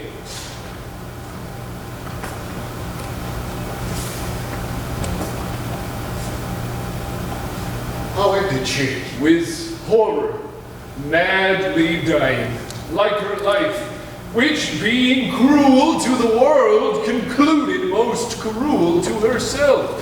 What she confessed I shall report, so please you. This her woman can trip me if I err, who with wet cheeks was present when she finished. Prithee, say, first, she confessed she never loved him, only affected greatness got by you, not you. Mary, your royalty, was wife to your place, abhorred your person. Your daughter, whom she bore in hand to love with such integrity, she confessed was like a scorpion to her sight, whose life, but though her flight prevented it, had ta'en off by poison. Oh, most delicate fiend! Is there more? More, sir, and worse. She did confess she had for you a mortal mineral, which, being took, should by the minute feed on life, and lingering by inches wasted, at which time she purposed, by watching, weeping, tendance, kissing, to overcome you with her show, and in time, when she had fitted you with her corrat to work her son to the adoption of the crown. But failing of her end by his strange absence, grew shameless desperate, opened in despite of heaven and men her purposes, repented the evil she hatched, were not affected, so despairing died. Heard you all this, poor woman? I did, so please your highness.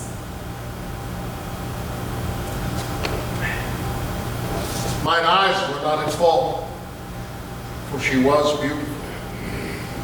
Mine ears that heard her flattery, nor my heart that took her like her seeming. It had been vicious to have mistrusted her, yet, oh, my daughter,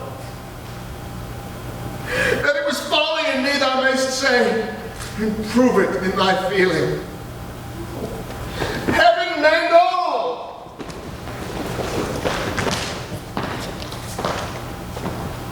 Thou canst not, Caius, now for tribute that the Britons have raised out, though with the loss of many a bold one, whose kinsmen have made suit that their good souls may be appeased with slaughter of you, their captives which ourself have granted. So, think of your estate. Consider, sir, the chance of war. The day was yours by accident. Had it gone with us, we should not, when the blood was cool, threaten our prisoners with the sword. But since the gods will have it thus, that nothing but our lives may be called ransom, let it come. This one thing only will I entreat. My boy, a Briton boy, let him be ransomed. Never a master had a page so kind, so duteous, diligent, so trusting over his occasions, true, so feat, so nurse-like. Let his virtue join with my request, which I make bold, your highness cannot deny. He hath done no Briton harm, though he had served the Roman. Save him, sir, and spare no blood beside. I surely have seen him. His favor is familiar to me. Boy, thou lookst thyself into my grace and on mine own. So please your highness. There's other work in hand. I see a thing bitter to me is death. What wouldst thou, boy? I love thee more and more. Knowest him thou lookst on? Wilt have him live? Is he thy kin, thy friend? I'll tell you, sir, in private, if you please to give me hearing. Ah, with all my heart, and will lend my best attention. What's thy name? The daylight, sir. Thou art my good youth, my page. I'll be thy master. Walk with me. Speak freely. It is my lady. Since she be well, let the time run on to good or bad. Is not this boy revived from death? One said another no more than that sweet, rosy lad who died was the daylight. What think you? Well, the same dead thing alive. Be silent, let's see further. Come, stand now by our side. Make thy demand aloud. Sir, step you forth. Give answer to this boy and do it freely. My boon is that this gentleman may render of whom he had this ring. That's okay.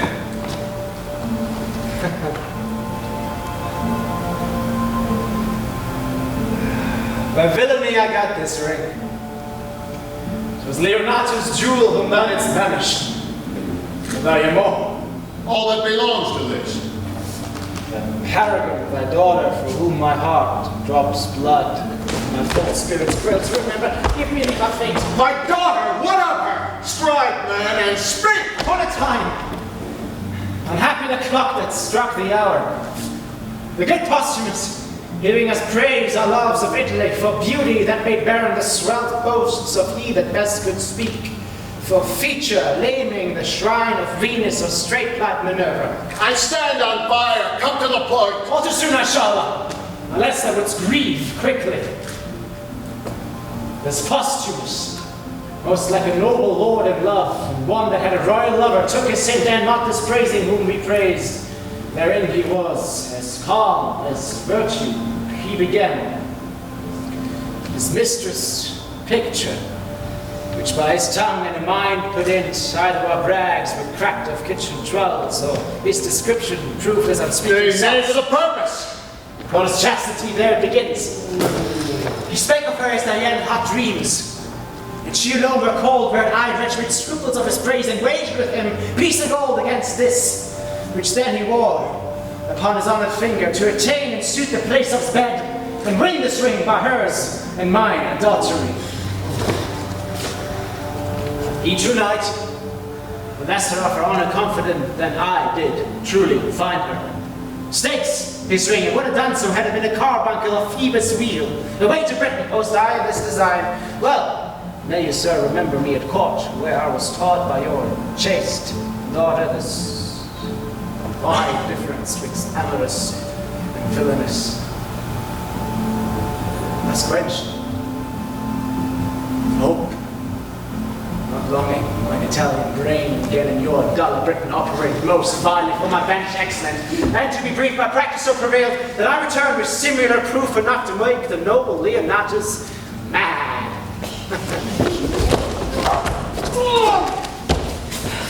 Tokens thus and thus, converting notes of chamber hangings, pictures. This, a bracelet. Oh. Counting how I got it. May some marks of secret on a person that he could not but think a bond of chastity quite cracked. I have maintained the forfeit. Whereupon, I think I see him now. So thou dost Italian queen! Give me cord, a knife, some upright justice. Thou king, set thou for torturous ingenious. It is I, that all the abhorrent things on the earth amend by being worse than they. I am Posthumus, and killed thy daughter. The temple of virtue was she, yea, she herself. My queen, my life, oh. Please, my lord, here. As I will play of this, thou scornful page. Oh. There lies thy heart. Gentlemen, help! Oh, mine and your mistress, oh! Posthumus down there killed image until now. Help! Help! Does the world go round? My honored lady, how dares thy mistress? Oh, get these from my sight! Thou gavest me poison, dangerous fellow heads! Breathe not where princes are! Lady, the god throws stones of sulfur on me. If that pouch was not bought by me, a precious thing, I had it of the queen. No matter still. He poisoned me! Oh, gods. I left out one thing which the queen confessed, which must approve thee honest. If it was on your head, said she, giving his mistress that confection which I gave him for cordial, she is served, as I would serve a rat. What's this, Cornelius? The queen, sir, very oft importuned me to temper poisons for her, still pretending the satisfaction of her knowledge was that of killing creatures vile as cats and dogs of no esteem. I dreaded that her purpose was of more danger did compound for her a certain stuff, which being taken would cease the present power of life, but in short time all offices of nature should again do their due functions. Have you taken it? Most like I did. For I was dead. My boys, there was our error. Why did you throw your wedded lady from you? Oh, now, my flesh, my child. What, makest thou me a dullard in this act? Wilt thou not speak to me? Your blessing, sir. My tears that fall prove holy water on thee. Oh, Imogen!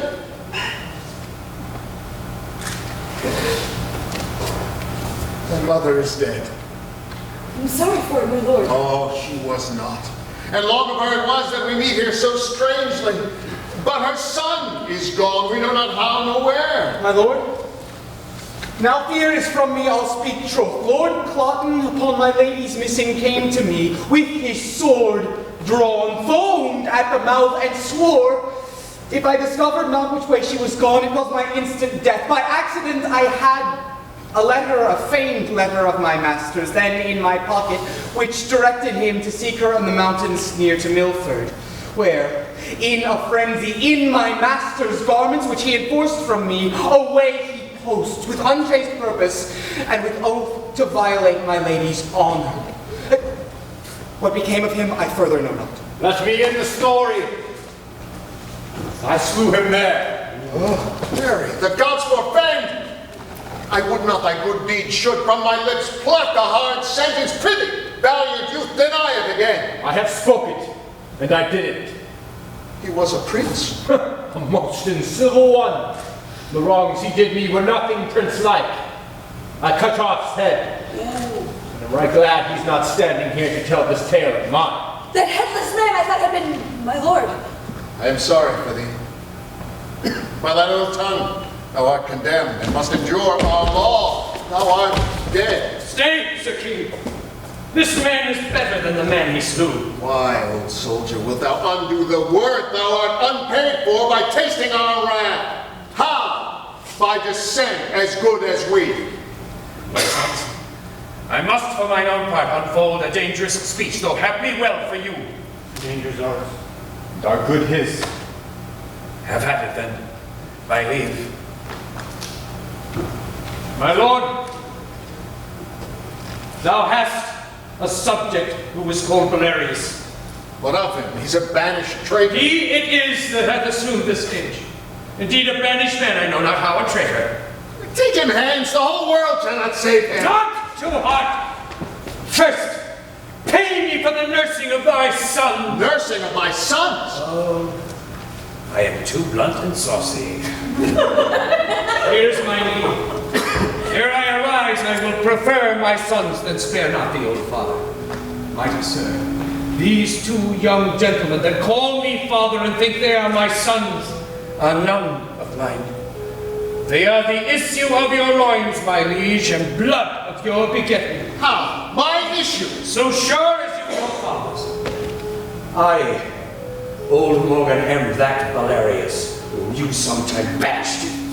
Your pleasure was my mere offense, my punishment itself, and all my treason that I suffered was all the harm I did. These gentle princes, for such and so they are, these 20 years have I trained up. Those arts they have in them as I could put into them. Their nurse, Euryphone, whom for the theft I wedded, stole these children upon my banishment. What, gracious sir,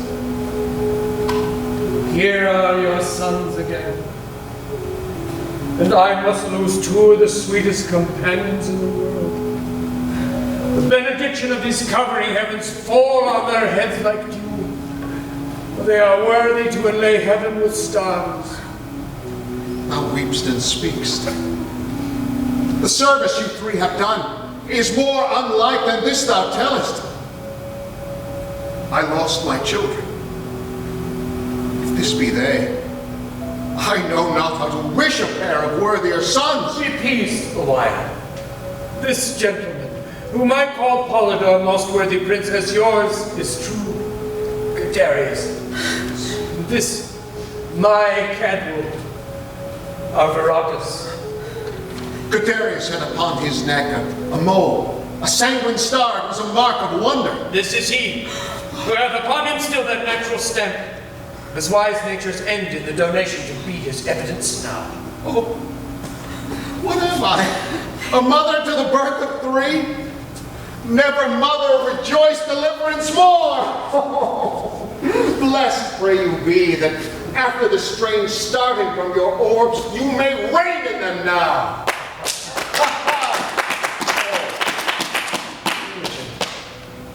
Thou hast lost by this a kingdom.